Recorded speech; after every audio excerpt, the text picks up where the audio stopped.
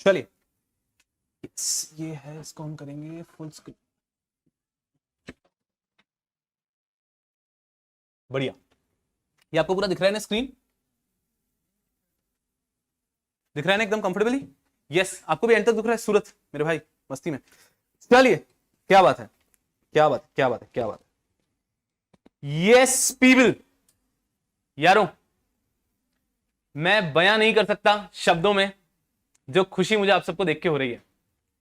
And I am telling you it's wonderful wonderful wonderful. And I मतलब मैं आपकी तरफ से भी रेसिप्रोकेशन प्रिज्यूम कर लेता हूं, बिकॉज आप लोग भी 2 साल से घर पे बैठे हैं, तो 2 साल के बाद घर से बाहर निकलने का जो सुख है वो सुख अत्यंत ही होगा। और कुछ लोग भाई बहुत मेहनत करके आए यार, एक बालिका कटनी से आई है, मतलब मैं तो अभी सोच रहा हूं कटनी से, एक बालक सूरत से आया है, तो आप लोगों ने तूफान एफर्ट लिए।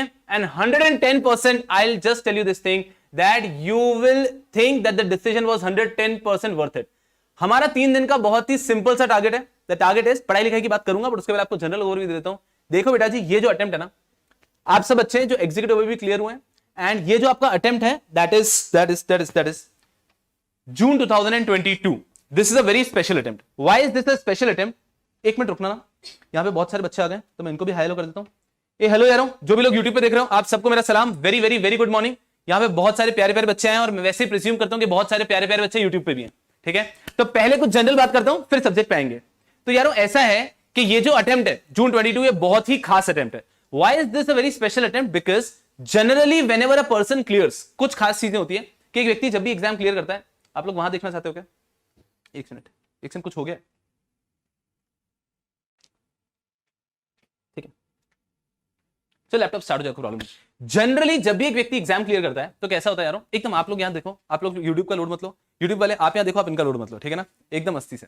तो जब भी अपन क्लियर करते हैं ना तो कुछ खास चीजें होती है। कुछ खास चीजें क्या होती है? पहली चीज तो ये that we get 1 year of preparation. मतलब एक व्यक्ति अगर जून 2021 में एग्जीक्यूटिव का एग्जाम दिया है तो उसको पता है कि प्रोफेशनल का एग्जाम मेरे को देना है जून 2022 में, तो वो 1 ईयर का मेंटल फ्रेम रहता है। उसमें रिजल्ट के अपन 1.5 2 मंथ्स हटा दो तो भी 10 मंथ्स का टाइम पीरियड मिलता है, जो कि इस बार नहीं मिल रहा है। One special point.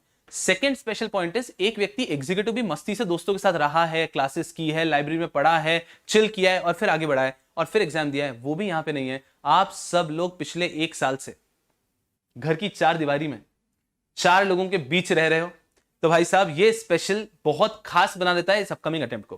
Because there are 2 things. देखो पढ़ना कैसा है, पढ़ना बहुत आसान है सबसे पहले, ऐसा कोई प्रोफेशनल के कोर्स में कुछ बहुत दीवानों जैसा नहीं आने वाला है, बट ये 2 चीजें इसको बहुत खास बना देती है कि एक तो टाइम कम है आपके पास, और दूसरा ऐसा हो गया कि जिस माइंड फ्रेम से आप आए हो ना, जैसे जैसे भाई पढ़ के जैसे जैसे वो समय निकाला है और वापस वही समय देखना is going to be difficult, right? So ये 2 चीजें इस अटेम्प्ट को, जो अपकमिंग जून 2022 अटेम्प्ट है, उसको बहुत खास बना देती है। इस कारण से वी थॉट कि 3 दिन कुछ ऐसा रखते हैं, क्योंकि देखो आप लोग जैसे घर पे थे, आप लोगों के पास जैसे 4 लोग थे, वैसे ही हम भी घर पे थे, हमारे पास भी 4 ही लोग थे, और हमने भी जैसे जैसे समय निकाला है, जैसे आपके पास एक स्क्रीन थी वैसे हमारे पास में ये कैमरा हुआ करता था, जिसको हम देख के ऐसे ऐसे बातें करते थे और घर वाले हमको पागल समझते थे। तो हमने भी पिछले 1.5-2 साल वैसे ही निकाले, और उसके बाद में when we think of also meeting kids and having some good time, it's really exciting for us as well. So what we planned is कि देखो कैसा है, इस बार आप बच्चों को कुछ हम प्लान ऑफ एक्शन तो देने ही वाले हैं। सो 3rd डे जो हमारा रहेगा उस दिन I will be guiding you कि आपने इन 7 मंथ्स के अंदर, 8 मंथ्स के अंदर कैसे तूफान तरीके से प्रिपेयर करके तीनों ग्रुप निकालना है। मैं उस बारे में बात करूंगा कि कुछ बच्चे हो सकते हैं डबल माइंड के साथ 3 ग्रुप देना ही नहीं देना है, तो वो सब भी बात करेंगे हम। लेकिन अभी के लिए मैं कह रहा हूं कि आप लोगों ने दीवानों जैसे जो करना है उसकी पूरी स्टडी प्लानिंग भी तीसरे दिन में डिस्कस करने वाला हूं। लेकिन उसके पहले सबसे बड़ी जरूरत यह है कि ऐसा नहीं होना चाहिए कि आप लोगों ने प्रोफेशनल की तैयारी शुरू की और उसके अंदर 15 दिन बाद वापस आपका बबल हो गया कि नहीं हो रहा है, मेरे से नहीं हो रहा, मैं फ्रस्ट्रेट हो रहा है। तो एटलीस्ट वो नहीं होना चाहिए। तो पहले 3 दिन एकदम चिल कर लो। तो आपके लिए लेक्चर्स ऐसे रखे गए कि इंट्रोडक्टरी लेक्चर्स हैं। मैं डेली 3 दिन आऊंगा, सुबह सुबह नहा धो के आपको पढ़ाऊंगा बढ़िया सा। हाँ, ऐसे बाल दिखते हैं मेरे, मैं नहा के आता है, मैं उसको कुछ नहीं कर सकता हूं, ठीक है? तो यारों मस्ती से पढ़ाऊंगा, आपके सारे लेक्चर्स होंगे, और इवनिंग में अपन लोग करेंगे चिल। मतलब आज शाम को आप बच्चों के साथ में, यूट्यूब वाले कान पे हाथ रख लो, आप बच्चों के साथ में आज क्रिकेट का तूफान प्लान किया हुआ है कि मस्ती से जाएंगे, क्रिकेट विकेट खेलेंगे, चिल करेंगे, because it is very important. और सुनो, जो लोग घर से देख रहे हो वो देखा होगा अपने कोटा फैक्ट्री, उसमें नहीं क्या सर ने बोला चिल करने का मतलब चिल करने का, तो मैं कह रहा हूं ये 3 दिन चिल करने का। वाई सो? देखो मेरे लिए काफी आसान है कहना कि बस सोमवार सुबह 9 बजे से पढ़ाई शुरू करेंगे, मेरे लिए कहना आसान है, बट आपके लिए करना मुश्किल है। अरे आई एम अ टीचर, मेरे लिए हर 6 महीने मेरा अटेम्प्ट आता है, आपके लिए लाइफ के 3 सबसे गोल्डन अटेम्प्ट है, आपके तीनों के फर्स्ट अटेम्प्ट। तो आपने समझना है कि 3 अभी से आप पढ़ाई करोगे तो नहीं होगा, तो 3 दिन खुद को पहले काम डाउन कर लो। You have clear the examination, enjoy it, feel it up, and thereafter Thursday morning से पढ़ाई शुरू। जो व्यक्ति बाहर से आए थर्सडे से नहीं होगी, फ्राइडे सैटरडे से होगी, बट देन पढ़ाई शुरू। बट फिर वो इस मतलब आप समझ रहे हो रॉकेट है ना, तो जब वो लॉन्च होता है तो एक बार नीचे से तो बहुत ही तेज धक्का देना पड़ता है ताकि वो हाँ भाई 1000-2000 किलोमीटर तक फिर पीछे ना देखे। अभी अगर अपन नॉर्मल तरीके से जा रहे हैं और एकदम से बोल दिया पढ़ाई शुरू कर ली, तो उसमें प्रॉब्लम क्या होगा, आई एम टेलिंग यू, 15-20 दिन होंगे, दिवाली होगी और वापस आप एक ब्रेक ले लोगे, वापस 31 आएगा एक ब्रेक ले लोगे, फिर वापस 14 जनवरी के आसपास कुछ जो फेस्टिवल आते हैं ना, हर एक जगह पे अलग अलग कुछ, उसमें वो खेलते हैं, क्या सितोलिया खेलते हैं, कोई कुछ खेलता है, वो सब आता है ना आपका, पतंग उड़ाते हो आप लोग जनवरी में। तो जनवरी में every religion has got a few festivals. तो what I am trying to tell you is कि वो होगा। फिर फरवरी तो भाई साहब डेज होते हैं उसमें, ठीक है। फिर होली दिवाली। सो आपको डिस्ट्रैक्ट करने की चीजें बैक टू बैक रहेंगी। तो what you have to do, कोई बात नहीं, 3 दिन चिल करना है अच्छे से, सब्जेक्ट का इंट्रोडक्शन देखा, 3 दिन मस्ती से चिल किया, एंजॉय किया to the fullest, and thereafter get back to studies. Because 7 महीने में किसी भी हालत में, 8 महीने में किसी भी हालत में अपन को तीनों मॉड्यूल निकालने and why am I saying so, वो मैं अभी बात करूंगा डिस्कशन में। 2 ग्रुप कह रहे हैं, मैं आइडियली कह रहा हूं कि जो व्यक्ति ट्रेनिंग स्टार्ट नहीं कर रहा है उसने सोचना भी नहीं चाहिए। वो सब क्यों है, वो सब डिस्कशन में लूंगा, बट अभी के लिए दिमाग में कर लो कि मस्ती से कुछ नहीं करना है, लेक्चर में बैठना है, ऐसे पॉपकॉर्न हाथ में लेके बैठना है, ऐसा पैर आगे रख के ऐसे इमेजिन करना, मतलब द पर्पस इज कैसे रिलैक्स होकर बैठना है 3 दिन। द पर्पस इज कि यार खुद को फील आना चाहिए कि हम प्रोफेशनल में आ चुके हैं, अब हम पढ़ेंगे जी जान से। And this is of course the last stage. And I want each and every student to focus for a rank. देखो रैंक के लिए फोकस करना है और उसके बहुत सारे बेनिफिट्स, वो भी बात करेंगे आराम से, बहुत सारी बात में बात करने के लिए, ठीक है। लेकिन अभी के लिए समझ लो कि खुद को थोड़ा सा ऐसा स्पेशल फील करा दो, बिकॉज आप बच्चे जो यहाँ पर हैं और आप बच्चे जो यहाँ पर भी यूट्यूब पे, ऐसे मत सोचना आपको इग्नोर कर रहा हूँ, इनके मैं इनको देख के एकदम ऐसा बहुत टाइम बाद देख रहा हूँ मैं, ठीक है ना। तो मैं वापस आऊंगा आपके लिए भी, बट आप बच्चे यहाँ पे बहुत मेहनत के बाद आए, because when it was lockdown ना, देखो आप YouTube पे हमारे 6 महीने पहले की वीडियो देखो, हम तब भी समझा रहे थे कि लॉकडाउन है बट पढ़ाई करो, बट सबने पढ़ाई नहीं की ना। You must have seen a few of your friends. यार देखो जब आप यहां पर हो तो आपको पता है it is not foundation to executive, कि फाउंडेशन में हमने 10 लोगों का ग्रुप बैठता था, 10 के 10 एग्जीक्यूटिव में आ गए। It is not that. Executive में अगर ग्रुप था तो हार्डली कुछ बच्चे प्रोफेशनल्स में, बाकी ग्रुप एग्जीक्यूटिव में ही रह गया, and this is how filtration happens. And I am not saying that वो बच्चों ने मेहनत नहीं की होगी, बट प्रोबेबली जो मार्क रिक्वायर्ड था वो अचीव नहीं हो पाए, and it's a matter of time कि वो लोग वहां पे पहुंच जाएंगे। मैं ये नहीं कह रहा हूं वो नहीं पहुंच पाएंगे, बट ये हमको समझना होगा कि भैया जब सब लोगों ने चिल किया है लॉकडाउन में, तब हमने जी जान से मेहनत की, इस कारण से आप लोग यहां बैठे हैं, and for that you people really deserve a nice applause, 110%, because it was not easy. As a teacher मैं भी सोच रहा हूं ना कि मेरे को भी दिख रहा है ना कि वर्क फ्रॉम होम में सब लोग चिल कर रहे हैं, जा रहे मेरे दोस्त भाई साहब ऐसे रणकपुर जाके 10 दिन वहीं रह रहे हैं, गोवा में 10 दिन वर्क फ्रॉम होम कर रहे हैं, हम लोग कैमरा लेके घूम रहे हैं। So we've struggled. Each one of you has struggled because lockdown के टाइम पे बहुत आसान था ना कहना कि ठीक है ना, क्या करते हैं घर वालों के साथ में कैरम खेल रहे हैं, वो व्हाट्सएप के गेम खेल रहे हैं, वो गेम नहीं आते थे, फटाफट गणपति के साथ एक फोटो दो, वो तो everyone has done that. And meanwhile when you have studied means you people have struggled. 110% you people have struggled. तो without any कोई लक से पास नहीं होता। देखो बेटा जी, लक से क्या हो सकता है मैं बता देता हूं। अगर पासिंग मार्क्स मान लीजिए आपके 400 है ना, तो आप ये कह सकते हो 395 वाला अनलकी है, 400 से 400 510 वाला लकी है, बस इतना सा कह सकते हो। बाकी जिन लोगों के ऐसे 450 450 के मार्क्स है ना, भैया लक नहीं है, जी जान से मेहनत है। 110%। लक से कोई इतना नहीं आता है। लक से क्या हो जाता है कि एक आधा सब्जेक्ट एमसीक्यू में थोड़े से 5-10 मार्क्स इधर उधर हो गए। So you people have really work dam hard. अभी खुद की एनर्जी को बूस्ट करो, स्टोर करो, सो दैट जब शूट करने का टाइम आएगा ना, तब हम शूट करते हैं। तो सबसे पहले आ रहा हूं खुद के लिए, वो यूट्यूब वाले सब लोग खुद के लिए धुआंधार सी तालियां बजा दो यार, because you people have really worked hard. 100%। Now खुद की तारीफ हो गई, अब जमीन पे आते हैं। तो यारो ऐसा है कि प्रोफेशनल में आ चुके हैं। सबसे पहली चीज मैं ठोक बजा के बोलता है, यूट्यूब पे बोलता है, ए सुनो सबको मैं एड्रेस करूंगा, ठीक है ना, सबको मैं एड्रेस करूंगा। एक बालक बोल रहा है, Bhanu sir I am not fluent in Hindi, can I by your video lectures. अरे संभालो अपने आप को यार, अभी तक तो हम बातें कर रहे हैं, पहचान तो लो मेरे को, शुभम शुक्लेचा, ठीक है, एकदम चिल करो अभी। सर वहां नहीं तो क्या, पर क्लास वाली फील ही आ रही है। अरे एकदम तूफान फीलिंग लो, ठीक है। और क्या मैं आपको तूफान, गुड मॉर्निंग एवरीवन। सर आपके प्रीवियस बैच के भी प्यारा बच्चे हैं यहाँ पे। अरे यार ये कैसा कंपटीशन है यार भाइयों, ठीक है ना। ये क्या थोड़ी कि आपके वो दोनों बच्चों में से आपको कौन सा प्यारा है, सारे बैच अच्छे होते हैं यार। इस बैच की खास बात यही क्योंकि हमें तड़प बहुत ज्यादा हो गई। आप समझ में आ रहा है, कोई व्यक्ति अगर दिन भर प्यासा है और शाम को उसको पानी मिलेगा तो उसको पानी तो हमेशा अच्छा लगता है, पर दिन भर के बाद में जब शाम को पिएगा ज्यादा सुकून मिलेगा ना। बस वही बात है, क्योंकि it has been a long. अरे देखो कि आपको मैं दिखा नहीं सकता ये कितने प्यार से देख रहे हैं, क्योंकि इन्होंने 1-1.5 साल से किसी को देखा नहीं है ऐसे। इन्होंने देखा स्क्रीन पे तो इनको भी आनंद आ रहा है, मुझे भी आनंद आ रहा है। अब आ रहे हैं यार, बात करते हैं प्रोफेशनल्स की। देखो कैसा है यार, आपको आवाज अच्छे से आ रही है ना? ये यूट्यूब आपको भी सबको आवाज अच्छे से आ रही है? मुझे एक बार दे देना। ऑडियो में कोई इश्यू हो ना तो तुरंत मुझे रोक देना। सर मेरा बर्थडे, अरे भाई साहब हैप्पी बर्थडे। अबे सही में समझ ही नहीं रखा है, वो नहीं होता अपने इंस्टाग्राम पे वो नहीं आता ऐड, 500 रुपए में सेलिब्रिटी आपको विश करेगा, वही मचा रखा है यहाँ पे। चलो इधर आओ। यस पीपल, तो यारो ऐसा है कि आप लोग बहुत तूफान करके यहाँ पे बैठे हो, पहुंचे हो, और मैं आपको यही कह रहा हूं कि यही तूफान मचा के रखना for next few months and आग लगा के खत्म करना जून में। कोई भी मतलब irrespective there be certain things which will push you कि रहने देना, आराम से करते हैं, आराम से करते हैं, आराम से करते हैं। नहीं नहीं नहीं, जैसे अभी तक मेहनत करते आए हो वैसे ही मेहनत करते रहना। Hard work has got no substitute that you have seen on the day of result. आपके एग्जीक्यूटिव के टाइम पे बच्चे होंगे ना कि कोई बहुत इंटेलिजेंट तो, और 2 दिन पहले पढ़ा, सीएससीटी में 4 दिया उसने। ये एग्जीक्यूटिव में नहीं होता, एग्जीक्यूटिव में ये सब नहीं होता है। एग्जीक्यूटिव में जिस व्यक्ति ने कंसिस्टेंटली लेक्चर्स अटेंड किए, सेल्फ स्टडी किए, वही क्लियर होता है। And the same thing happens at professional level. आप में भी कोई होंगे कि फाउंडेशन या सीएससीटी में कुछ नहीं पढ़ा था बट पास हो गए, ऐसा एग्जीक्यूटिव में बोलने वाला कोई नहीं मिलेगा। अगर कोई मिल जाता है तो उसको पकड़ के धो देना, झूठ बोल रहा है, असंभव है।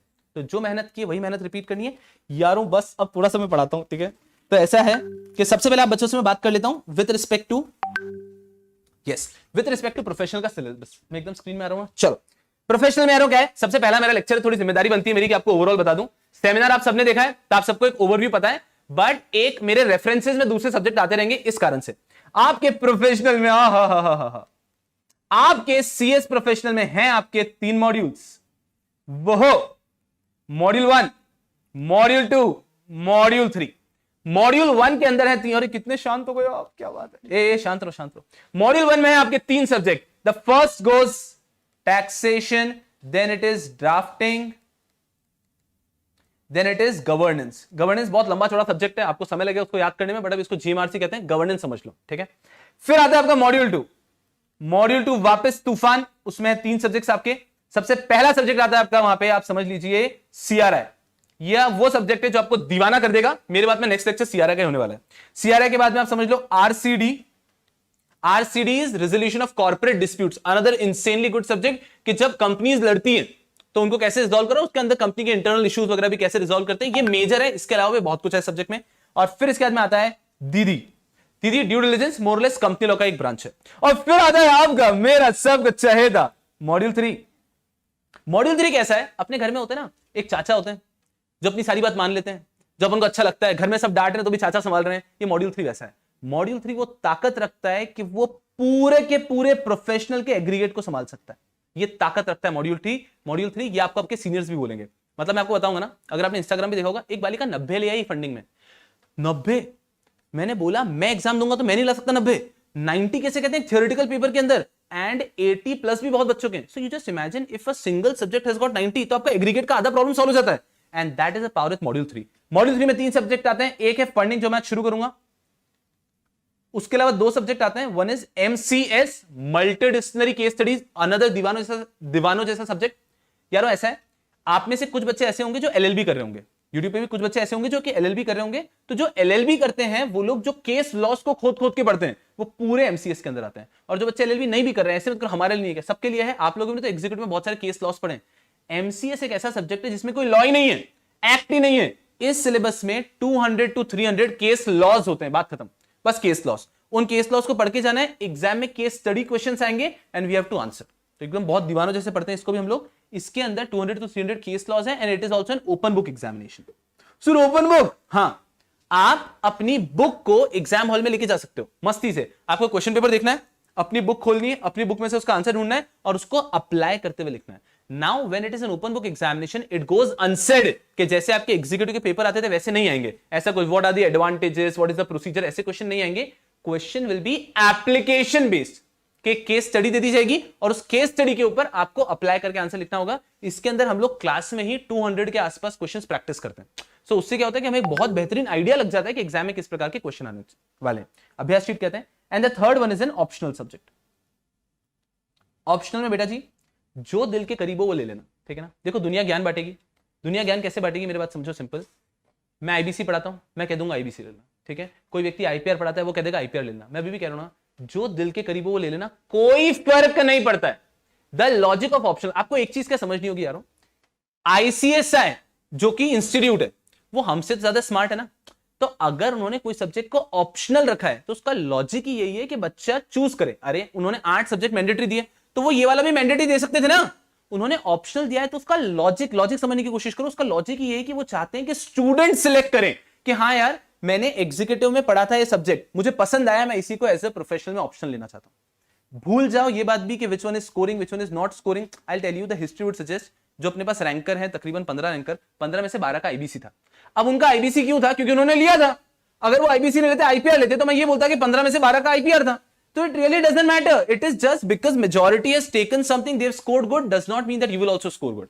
The subject which interests you वो ले लो, that is the best approach. ठीक है, उसके अलावा दिमाग ही मत लगाना, बहुत आसान है। सेकंड थिंग, इस पे इतना भी दिमाग मत लगाना। कुछ जनता क्या करती है, पहले एक लेती है, फिर ये ठीक ठीक लगता है, फिर चेंज करती है, फिर ठीक ठीक लगता है। मैं कह रहा हूं सारे सब्जेक्ट ठीक है, कोई सब्जेक्ट बुरा नहीं है, कोई सब्जेक्ट अच्छा नहीं है, हर एक सब्जेक्ट के कुछ पॉजिटिव नेगेटिव है। मैं आईबीसी क्यों पढ़ाता हूं ये भी मैं आपको बता देता हूं। मैं आईबीसी इसलिए पढ़ाता हूं because of 2 reasons. One is CRI में ऑलरेडी 50 मार्क्स का इंसॉल्वेंसी होता है, तो जब मैं आईबीसी बच्चों को पढ़ाता हूं तब उनका सीआरआई भी स्ट्रांग हो जाता है, और जब सीआरआई पढ़ रहे हैं तब आईबीसी भी स्ट्रांग हो रहा है, और वो सेम है। सेम मतलब वर्ड टू वर्ड सेम है, आप मॉड्यूल से कॉपी करोगे सेम है, तो वो एक ओवरलैपिंग बेनिफिट है। And second, when you talk to your senior at the time of articleship internship, IBC पढ़ा हुआ बच्चे को बेनिफिट होता है। बट वो भी समझो आप एग्जाम देने का खुद से भी तो पढ़ सकते हो। तो मेरा ये कहना है कि ऑप्शनल को लेकर इतना दिमाग मत लगाना, it is not a major decision. जो आपके दिल के करीब है वो सब्जेक्ट ले लो। आपके सीनियर ऐसा बोलेंगे आपको शायद कि आईबीसी स्कोरिंग है या फिर एक्स सब्जेक्ट स्कोरिंग है, वो हो सकता है उस अटेम्प्ट में स्कोरिंग हुआ हो। हर अटेम्प्ट में स्कोरिंग सब्जेक्ट चेंज होता रहता है। तो आप बस ये सोचो कि कौन सा सब्जेक्ट आपको लगता है आपके करियर में काम आएगा, आपके दिल के करीब है, और वो सब्जेक्ट लेकर रैप अप करो। दिमाग लगाने का नहीं है ऑप्शनल में। ठीक है, तो मैं आईबीसी पढ़ाता है, बाकी आपको जो पसंद आए वो सब्जेक्ट आप ले सकते हो ऑप्शनल में। तो मैं ऑप्शनल ले रखता हूं, मैं यहाँ पे आईबीसी भी नहीं लिख रहा। ठीक है, ये हो गई बात मस्ती से। हाँ, ये हो गए 3 सब्जेक्ट। ठीक है, ये हो गए 3 मॉड्यूल। अब बेटा जी कैसा है, यहां पर हम लोग स्टार्ट करने वाले हैं without wasting much of a time are lecture of funding. But funding start करने के पहले कुछ चीजें ऐसा है कि आप बच्चों के दिमाग में एक सबसे बड़ा क्वेरी क्या रहता है कि सर 3 ग्रुप के लिए हमें जाना चाहिए या नहीं जाना चाहिए। ये एक बहुत मेजर क्वेरी रहेगा। इंट्रोडक्टरी लेक्चर इस बारे में एड्रेस कर लेंगे। यूट्यूब वालों चिंता मत करना, how are you, I am doing perfectly. मैं इतना खुश हूं, मैं आपको क्या बताएं। ठीक है ना, मैं बहुत खुश है। Thank you so much people, thank you so much for shoring your love on YouTube. ठीक है, अब मैं आपके क्वेश्चन का आंसर कर रहा हूं, मस्ती में रहो। तो एक क्वेश्चन आपके दिमाग में ये है कि तीनों ग्रुप देने चाहिए या नहीं देने चाहिए। मैं बड़ा क्लियरली कहेगा, 110% ठोक बजा के बोलेगा, 2 ही रास्ते हैं। अगर कोई बालक ट्रेनिंग स्टार्ट कर रहा है, आप सब बच्चों ने सेमिनार देखा है ना, सूरत देखा है ना, पक्की बात, यस, सबने सेमिनार देखा, तो उसमें क्लियर हो गया ना ट्रेनिंग स्ट्रक्चर में ऑप्शनल रहता है।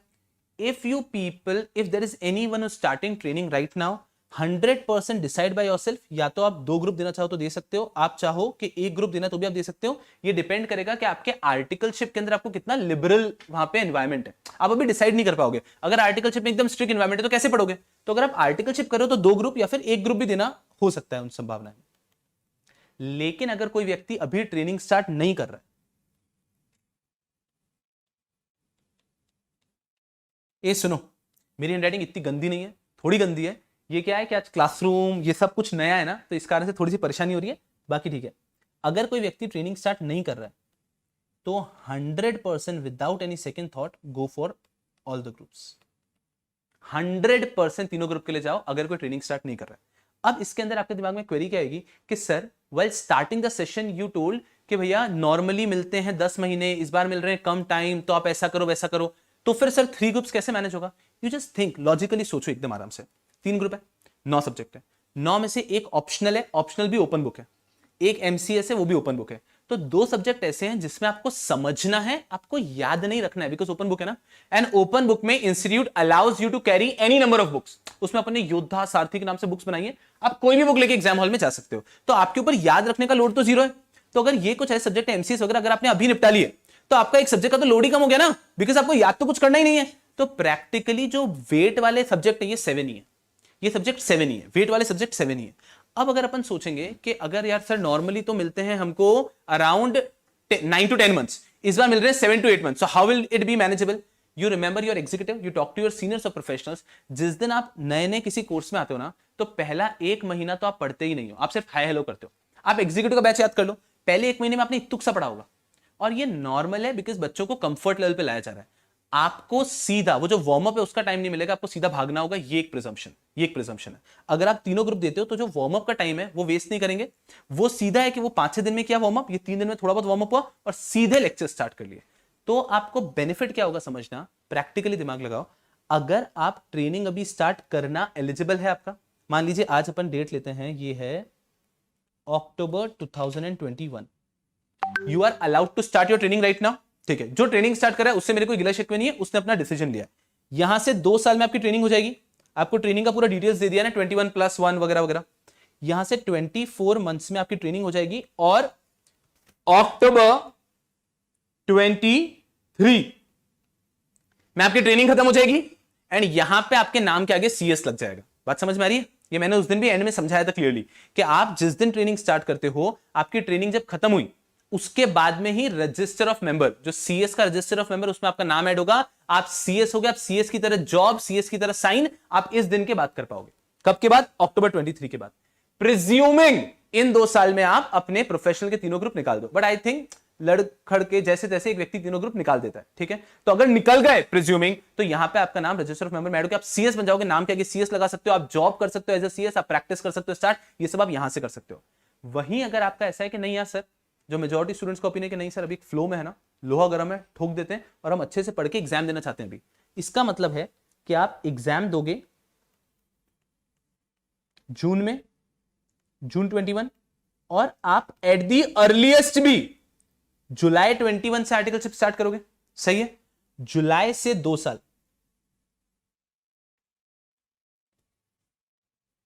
जुलाई से 2 साल आप समझ लो, जुलाई 23, तो फिर आपके साथ क्या हो रहा? नहीं, ओ जुलाई 22, तो ये हो गया 24, जुलाई 24 में आप रजिस्टर ऑफ मेंबर में ऐड कर पाओगे। आप खुद का एज अ CS का जो टाइम पीरियड है वो 6 मंथ्स तो ऑलरेडी कॉम्प्रोमाइज कर रहे हो ना। आपको समझ में आया जो कह रहा हूं कि आप अभी आर्टिकलशिप स्टार्ट नहीं कर रहे हो, आप चाहते हो कि आप जून में ग्रुप देने के बाद आर्टिकलशिप स्टार्ट करोगे, फिर आप 24 मंथ्स की आर्टिकलशिप करोगे, फिर आप CS बनोगे, और एक ऑप्शन है आप अभी से ट्रेनिंग स्टार्ट कर रहे हो। ठीक है, तो जो अभी से ट्रेनिंग स्टार्ट कर रहे हो तो इन 2 सालों में जैसे जैसे क्लियर करेगा और उसके बाद में CS में उसका नाम आ जाएगा। Now my point is, why are you not taking this option and why are you taking this option? आप एक ऑप्शन ले रहे हो, एक में आप, एक तो मेरी हैंडराइटिंग बहुत ज्यादा ही गंदी क्यों आ रही है यार, अक्टूबर 23, ये एक है डेट, एक है जुलाई 24, सही बात है ना? अगर आप अभी से ट्रेनिंग स्टार्ट करते हो तो अक्टूबर 23 में आपका CS की डिग्री आ जाएगी घर पे, और अगर आप 6 महीने बाद स्टार्ट करते हो तो कब आएगी? जुलाई 24। आप ये 6 महीने का क्यों डिसीजन ले रहे हो? आपका डिसीजन लेने के कारण मैं आपको बताता हूं, अब ये भी मैं ही बता देता हूं। आपके डिसीजन लेने के कारण क्या बेटा जी, कि अगर अभी आप आर्टिकलशिप ढूंढने भी निकले तो अच्छी आर्टिकलशिप मिल ही नहीं रही है। अच्छी आर्टिकलशिप क्यों नहीं मिल रही है? बिकॉज यार एग्जीक्यूटिव क्लियर है तू, अभी ऑफिस वाला क्या बोल रहा है, आप आए आर्टिकलशिप के लिए, यार देख अभी तू क्या करेगा, ऑफिस ज्वाइन करेगा, फिर तुझे वापस छुट्टी मांगेगा, फिर तुझे क्लासेस करनी है, फिर तुझे एग्जाम देना है, तो इन सब के लिए आप छुट्टी मांगोगे, आप ऑफिस पे ध्यान नहीं देते हो, तो आपको अच्छी आर्टिकलशिप मिल ही नहीं रही है। सही बात है, तो because you are not getting good articleship, या फिर अगर आपको मिली तो एकदम बेसिक मिल रही है, तो आप ये सोच रहे हो कि इससे अच्छा भी पढ़ते हैं, जून में एग्जाम देते हैं और उसके बाद आर्टिकलशिप ज्वाइन करेंगे। तो आप 6 महीने अगर ऑलरेडी अपने लाइफ के वेस्ट कर रहे हो, so you will be an idiot if you write 2 groups. Then आप क्या कर रहे हो, आप 6 महीने का वैसे ही कॉम्प्रोमाइज कर रहे हो, फिर आप क्या सोच रहे हो कि जून में आप जाओगे और जून में आप जाके बोलोगे कि सर 2 ग्रुप देकर आए हैं, अब आर्टिकलशिप दे दो। अभी भी आपको क्लासेस के लिए छुट्टी, अभी भी आपको एग्जाम के लिए छुट्टी तो मांगनी पड़ेगी ना। सो जिस स्टेज पे आप आ जाओ, आप उसी स्टेज पे वहां पर आ रहे हो, that does not make any sense logically. So first thing, I don't think 2 groups make sense. या तो तीनों ग्रुप जून तो देख के फोड़ो, डिफिकल्ट होगा, 100% होगा, बट डुएबल है, और उसके लिए एक प्लान भी बनाएंगे अपन और उस प्लान पे एग्जीक्यूट करेंगे। डुएबल है, मुश्किल जरूर होगा बट डुएबल है, लेकिन the other option does not make any sense to me. या तो फिर ट्रेनिंग अभी से स्टार्ट कर लो और ट्रेनिंग के साथ में एक ग्रुप दो, that is one option, but जून में तीनों ग्रुप देना is the most viable option according to me considering, because फिर कैसा है, तीनों ग्रुप दे दिए, उसके बाद में अगर आप आर्टिकलशिप के लिए जाते हो ना, तो लिस्टेड कंपनी वगैरह आपको प्रेफरेंस दे सकती है कि हाँ तीनों ग्रुप देकर आया व्यक्ति, अब इसको ले लेते हैं, because then the company also knows ना कि अब इसको क्लासेस के लिए छुट्टी नहीं चाहिए। और दैट 1% कंपनी के दिमाग में होगा कि मान लो ये व्यक्ति पास नहीं हुआ तो भी सिर्फ एग्जाम के पहले 15 दिन की छुट्टी मांगेगा ना, उसके अलावा तो कोई छुट्टी मांगने नहीं वाला ये। तो कंपनीज का माइंडसेट क्लियरली आपको बेटर इंटर्नशिप ऑफर कर पाएंगे। तो ये बात तय है, मेरा ओपिनियन है। Of course you are free, आप भी बच्चे बड़े हो गए हो, अब आप ऐसे गधे बच्चे नहीं हो, थोड़ा सा दिमाग आप में भी है, तो you can take your decision. By my opinion would be कि अगर आप अभी दे रहे हो ना तो it is very much doable. We have made a plan जिसमें आपके कुछ गोल्डन डेज होंगे, जैसे कि 5 एक डेडलाइन होगा। अभी आपको स्टार्ट कर रहे हैं 3 ग्रुप, तो 5 सब्जेक्ट 5 जनवरी तक खत्म करना है। कैसे करना है हम बताएंगे, 5 जनवरी तक करना है कैसे भी करके। फिर next deadline is going to be 5 March. उसके बच्चे हुए 4 सब्जेक्ट 5 मार्च तक करना है। देखो ऑप्शनल में आईबीसी होता है 60 आवर्स का, तो ऑप्शनल कहीं भी करोगे तो वो कम ही होता है। तो ये हो गया, तो इवेंचुअली 5 मार्च तक कैसे भी करके सिलेबस हो जाना चाहिए। फिर उसमें एक बफर डेट होती है 15th कि अगर कभी भी 5th तक नहीं हुआ तो 15 तक चलेगा। Then also you get 2.5 months का सेल्फ स्टडी का टाइम। ये पूरा प्लान हम लोग डिस्कस जरूर करेंगे, बट मेरा ये कहना है टेक अ मतलब सोच समझ के कॉल लो, बेवकूफो जैसे डिसीजन मत लो। होता कैसा है कि अपने दिमाग में क्या रहता है कि 3 ग्रुप की जगह 2 ग्रुप दे देते हैं, लाइफ आसान हो जाएगी। Don't do that, don't do that, don't do that. 3 group doable है, 100% डुएबल है। नेक्स्ट एक और चीज मैंने पहले ही बताई हुई है, जो आपको सेट ऑफ का बेनिफिट है वो तभी मिलेगा जब आप 3 ग्रुप दे रहे हो, ठीक है। तो मेरा ये कहना है, मेरा सजेशन है कि अगर आपकी कोई ट्रेनिंग नहीं है ना तो 3 ग्रुप देना चाहिए। ट्रेनिंग है then you can take a decision. Training वाले बच्चे क्या करना, अगर कोई ट्रेनिंग स्टार्ट करे ना तो दोनों ग्रुप भी स्टार्ट मत करो, कोई एक ग्रुप स्टार्ट करो। आपको लगता है कि 2 महीने में एक ग्रुप हो गया, फिर अगला ग्रुप लो ना, सीधा प्रेशराइज मत करो। अदरवाइज क्या होगा, 2 ग्रुप स्टार्ट कर लिए और कोई सा भी नहीं हुआ, तो एक ग्रुप के 3 सब्जेक्ट लिए उसको कंप्लीट करो, फिर नेक्स्ट ग्रुप स्टार्ट करो अगर कोई ट्रेनिंग वाला बालक है तो। क्लियर बात समझ में आ रही है वाली, ठीक है। बिकॉज अगर हमारे दिमाग में है कि हमें आर्टिकलशिप अच्छी चाहिए इसलिए हम अभी आर्टिकलशिप स्टार्ट नहीं कर रहे हैं, तो 2 ग्रुप देखे तो आप वापस फंस जाओगे ना वही पोजीशन में। तो that is take a fair call. So either a person should start the articleship immediately and then write groups as per his convenience, but then the person misses out on a chance of all India rank 100%। या फिर 3 group की तैयारी करो बीच में, मतलब समझ रहे हो यार, आप अजय देवगन बन रहे हो, आपको समझ में आ रहा है क्या कर रहे हो आप, संभालो यार, ठीक है। तो हो क्या रहा है कि उसमें आप ऐसे 2 गाड़ियों पर जाने की कोशिश कर रहे हो, तो ना तो आप अकेडमिकली बेहतरीन सीवी बन रहा है और ना ही ट्रेनिंग अच्छी हो रही है। जीवन में एक चीज, अरे ये आधा आधा क्या है, इसलिए be very careful and take a fine call. चलो एक और अंदर की बात बताऊं क्या, सुनो ना। आपको क्या लगता है मेजॉरिटी जनता 3 ग्रुप नहीं देगी ना जून में, क्योंकि टाइम कम है ना। तो आपको नहीं लगता रैंक आने की संभावना है उतनी बढ़ जाती है, बिकॉज जनता ये सोच रही कि नहीं देना है। तो जो भी जनता सोच रही है, एकदम अंदर की बात सुनो, सिंपल सा हिसाब है। अगर जनता, अरे ये नहीं सुन रहे यूट्यूब वाले, ये कान बंद करो, कान बंद करो। आप लॉजिकली सोचो ना, अगर एक व्यक्ति अब क्लियर है कि देखो टाइम कम है इस बार, तो बच्चे 3 ग्रुप नहीं दे रहे, ठीक है, तो जो बालक 3 ग्रुप देगा रैंक आने की संभावनाएं और ज्यादा हो जाएगी ना, 110%। अरे मैं आपको इस बार का बताता हूं, अभी रिजल्ट आया ना, इस बार के रिजल्ट में सिर्फ 10 ऑल इंडिया रैंक आई है, सिर्फ 10 ऑल इंडिया रैंक आई है। आप क्या करिएगा, इंस्टीट्यूट की वेबसाइट पे जाकर रिजल्ट की शीट निकालना, प्रोफेशनल में सिर्फ 10 ऑल इंडिया रैंक आई है। सर ऐसा क्यों, सुनना, ये कौन सा अटेम्प्ट था, रिजल्ट आया है अभी जून, समझने की कोशिश करना, थोड़ा दूर का सोचोगे तो समझ पाओगे। जून 2021 ये रिजल्ट आया ना। जून 21 में एग्जाम जिसने दिया वो एग्जीक्यूटिव कब क्लियर हुआ होगा, जून 21 में, ये अगस्त 21 ना, अभी जून का अटेम्प्ट तो अगस्त में हुआ। बच्चे ने एग्जीक्यूटिव कब क्लियर हुआ होगा, तब उसका अटेम्प्ट आया होगा। एग्जीक्यूटिव कब क्लियर किया होगा, जून 2020। जून 2022 में एग्जीक्यूटिव हुआ था क्या, एग्जाम नहीं हुआ था। आप समझो जून में एग्जाम ही नहीं हुआ है ना, तो इस कारण से जो फ्रेश क्रीम था ना, कि जून में जो एग्जाम क्लियर हुआ होता वो बच्चे जून 21 में देते ना प्रोफेशनल। तो ऐसा तो कोई बच्चा है ही नहीं ना इंडिया में, क्योंकि जून में एग्जीक्यूटिव हुआ ही नहीं। और जिसने दिसंबर में दिया उसको तो जून का अटेम्प्ट ही नहीं मिला ना। जिसने दिसंबर 20 में दिया उसका तो प्रोफेशनल का अटेम्प्ट अब आएगा।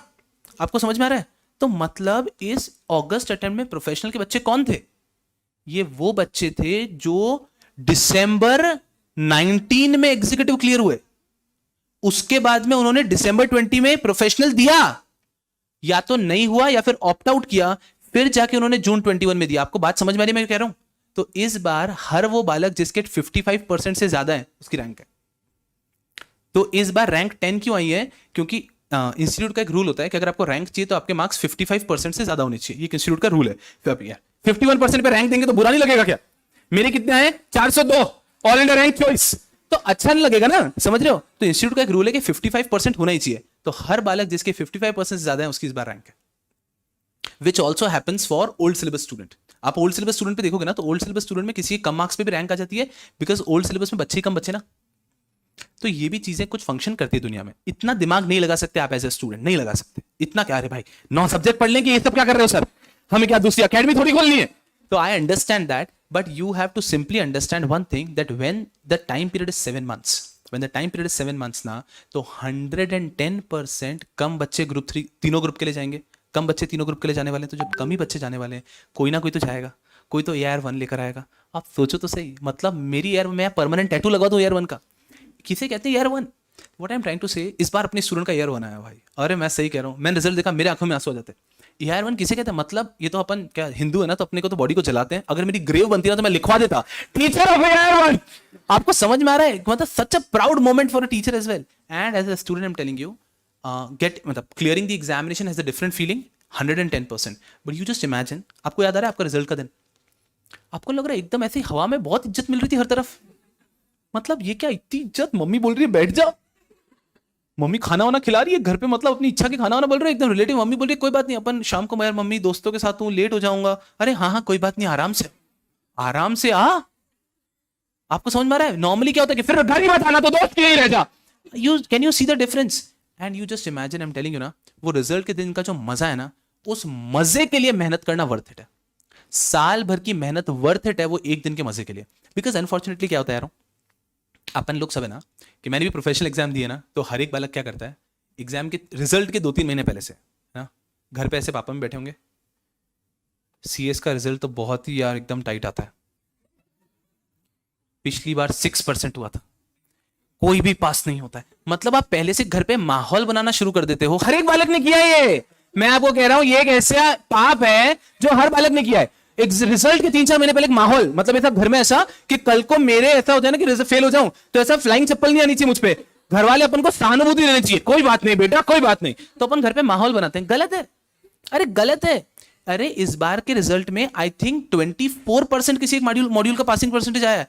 24% में तो हर बच्चे ने पास होना चाहिए, सिर्फ वो बच्चे ने फेल होना चाहिए जो मेहनत ही नहीं। मैं अभी भी कह रहा हूं, I am seeing it on screen, YouTube पे भी सब बच्चे देख रहे हैं, जो मेहनत नहीं कर रहा है वो फेल होने ही वाला है। ये मैंने कल परसों में किसी ऑडियो मेरे यूट्यूब केस में बोला था, जो मेहनत नहीं कर रहा है वो फेल होगा, और उसको मेरा 1% भी वो नहीं है सहानुभूति कि भाई ये फेल हो गया, अरे राजा बेटा, नहीं, मेहनत नहीं, को फेल ही होने वाला है। लेकिन जो शॉर्ट ऑफ गाइडेंस या गलत अप्रोच के कारण फेल हुआ ना, वो बेवकूफी है कि मेहनत तो कर रहे थे बट गलत डायरेक्शन में की। Don't do that, just structure it up and just plan things up. अरे जून में 3 ग्रुप आप दे सकते हो यार, कोई परेशानी नहीं है। क्या परेशानी है? देखो 9 सब्जेक्ट है, डेडलाइंस बना ली, 110% फोड़ सकते हो। चलो ठीक है, तो अच्छे से प्लान करो और बहुत जी जान तरीके से आप लगा दोगे। अब यारों कैसे, अब ये सब छोड़ो, अब सुनो एक और चीज समरी बोलता हूं, आपको जो लग करना है करो मस्ती से, ठीक है ना। आपको ठीक लगता है एक ग्रुप देना है, आपको ठीक लगता है आधा ग्रुप देना है, आपको जैसा ठीक लगता है तो कोई परेशानी नहीं है।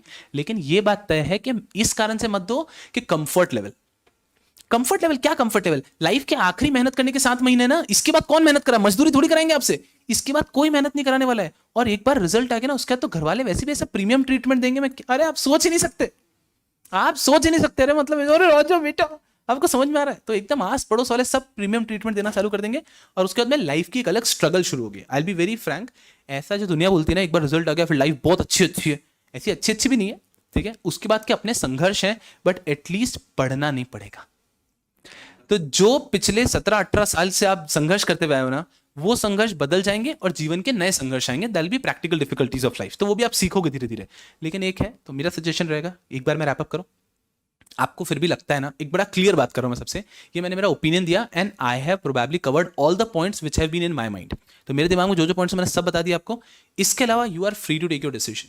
जिस बालक को लगता है कि मेरे को 2 देने 2 दे, जिसको लगता है 3 देने 3, मैंने कहा ना आधा देना आधा दे, कोई परेशानी नहीं, जो मेरा मन कर रहा है बस, तो बस ठीक है, कोई परेशानी की बात नहीं। तो जो दिल में है वो करो, लेकिन मेहनत में 1% कमी मत रखो। और ये मैं आज भी कह रहा हूं, when I am saying this ना, कि जून में आप तीनों फोड़ सकते हो, आई एम प्रिज्यूमिंग के मेहनत करने वाले हो।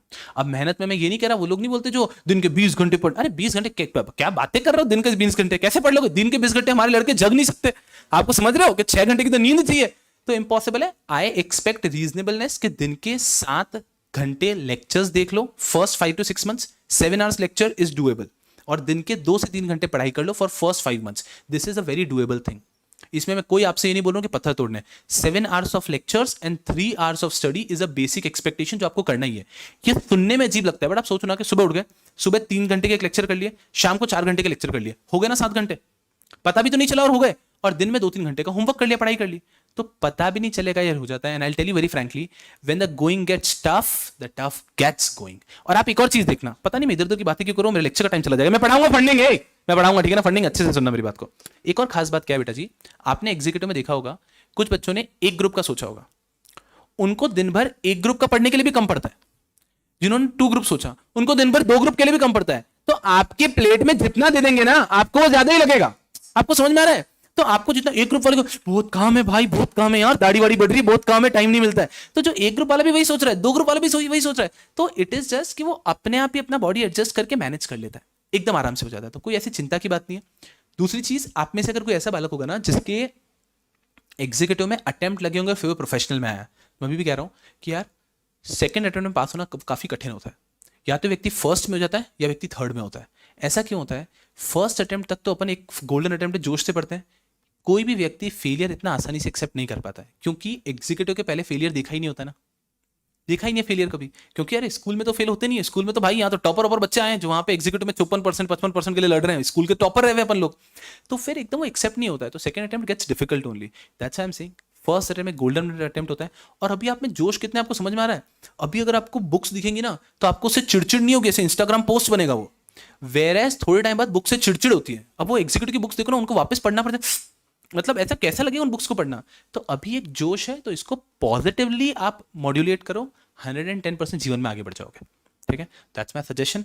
आई अगेन से द लास्ट लाइन जो मैं हमेशा कह रहा हूं, जो मन में आए वो करो, दुनिया की कोई ताकत आपको रोक नहीं सकती है। At the end of the day decision आपका रहेगा, ठीक है? कैसा होता है पता नहीं क्यों बातें इतनी करता हूं मैं, कैसा होता है पता है कि आपके कुछ दोस्त होंगे, एग्जाम के 2 महीने पहले 1 महीने पहले उनका कॉल आया होगा, यार एक ग्रुप दूं कि 2 ग्रुप दूं, कॉल आया होगा। अब समझना, वो पढ़ाई 2 ग्रुप की कर रहे होंगे, उनकी इच्छा यही है कि एक ग्रुप छोड़ देता हूं अभी, है ना, बट वो किसी एक से सुनना चाहते हैं, है ना। वो एक फ्रेंड को कॉल करेंगे, वो बोलेगा अरे दोनों दे दे, तेरे को तो कुछ नहीं पता, छोड़। दूसरे फ्रेंड को कॉल करेंगे, अरे यार क्या करूं, ये दोनों ग्रुप दे दे जो अभी तक पढ़ रहा है, तेरे को कुछ नहीं पता। सर यार सर पढ़ाई ठीक ठीक, यार दोनों ग्रुप दूं, फिर सर ने बोला दोनों ग्रुप ही दे, अरे तीसरे दोस्त क्या बोला, तीसरे दोस्त ने बोल दिया, चौथे दोस्त ने बोल दिया कि यार हाँ यार भले एक ग्रुप दे दे, हाँ तू ही मेरा दोस्त है, अब मैं एक ग्रुप की तैयारी करूंगा। So what happens at times is कि आपका दिल जो है ना वो कंफर्टेबल पोजीशन चाहता है, तो कोई भी एक व्यक्ति आपको कह देता है ना कि हाँ ऐसा कर ले तो हम वैसा करना चाहते हैं, तो don't do that, take a difficult path, कुछ नहीं बिगड़ेगा, कुछ नहीं बिगड़ेगा, टेक अ डिफिकल्ट पाथ। अरे छोड़ो ना, एग्जीक्यूटिव बोथ ग्रुप जब सोचा होगा आपने, जिन बच्चों ने बोथ ग्रुप दिए, तब भी कितने लोगों ने परेशान किया होगा, अरे वो, और पूरी जनता आ गई होगी एक एक ग्रुप। और आधी जनता जो सबसे बड़ी गधी जनता है, मैं हमेशा कहता हूं, जो शुरू बोथ से करके फिर एक पे आ जाते हैं, है ना, सब बेवकूफी है। तू किया ना, हुआ ना आराम से, संघर्ष हुआ आराम से, कोई बहुत बड़ी बात नहीं है। So we have to just think कि अच्छे से मेहनत की तो हो जाएगा। एक लास्ट चीज के साथ में मेरी बात का एंड करूंगा मैं, ठीक है, मेरा समय खत्म ना हो जाए बस। लास्ट चीज ये बेटा जी कि whenever you are taking advice ना, तो वन तो you can take advice from the teacher, ठीक है, तो टीचर तो वैसे भी आज की तारीख में जरूरत से ज्यादा एडवाइस दे रहे हैं, तो कोई चिंता की बात नहीं है, ठीक है।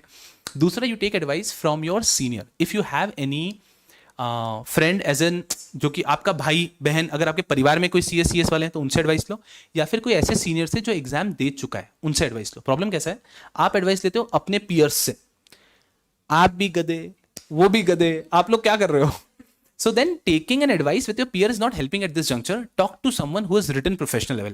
The best thing would be if a person has cleared professional, उससे एडवाइस लो, लेकिन वो नहीं मिलते, मुश्किल से मिलते हैं ऐसे लोग। प्रोफेशनल करके आपसे बात करने के थोड़ी रुका है वो, ठीक है, उसके जीवन में काम है। लेकिन एक व्यक्ति इसने प्रोफेशनल दिया भी है, उससे बात करो तो वो एकदम सही एडवाइस देगा, बिकॉज उसका कोई वेस्टेड इंटरेस्ट तो है ही नहीं ना। वो जो एडवाइस देगा फ्री में, एकदम अच्छे से एडवाइस देगा कि हाँ भाई तू ये कर। सो that will be the best thing. आप सोचो ना, आप आज एडवाइस देने की पोजीशन में हो एक ऐसे बालक को जो CACT क्लियर होता है, उसको आप अभी से 4-5 थप्पड़ मार के बोलना चाहते हो कि सुन CACT कुछ नहीं था, एग्जीक्यूटिव के लिए तैयारी कर ले, लाइट मत लेना, तो ये आज आप बोलने की स्थिति में हो, क्योंकि आप आज एग्जीक्यूटिव क्लियर कर चुके हो। तो similarly if you are talking to a senior also, senior भी अच्छी एडवाइस देगा, या फिर अपने घर में कोई बड़ा भाई बहन है वो भी अच्छी एडवाइस देगा। सो सारी चीजें सोचो अच्छे से, फिर एक अच्छे से डिसीजन लेना कि क्या आगे करना है, बिकॉज प्रोफेशनल पे सब्जेक्ट्स डिफिकल्ट नहीं है। अभी आपको सब लोग पढ़ाएंगे ना, सब्जेक्ट्स काफी आसान है, सब्जेक्ट्स डिफिकल्ट नहीं है, लेकिन making the right choices is very important, making the right choice is very important with respect to training and with respect to groups, ठीक है। तो मस्ती से रहो, एकदम राजी खुशी रहो, स्माइल करते रहो। 3 दिन कोई मुझे परेशान नहीं दिखना चाहिए यहाँ पे। ए यूट्यूब की जनता, 3 दिन घर पे भी कोई परेशान नहीं रहना चाहिए। ए वो कोटा फैक्ट्री में उस लड़के का नाम क्या था जो वो एकदम साइड में रहता था? उदय, अरे उदय नहीं, स्टड की बात नहीं कर रहा, मीना। वो मीना का डायलॉग याद है ना, सर ने बोला चिल करने का तो चिल करने का, अब मैं पढ़ाई नहीं करेगा।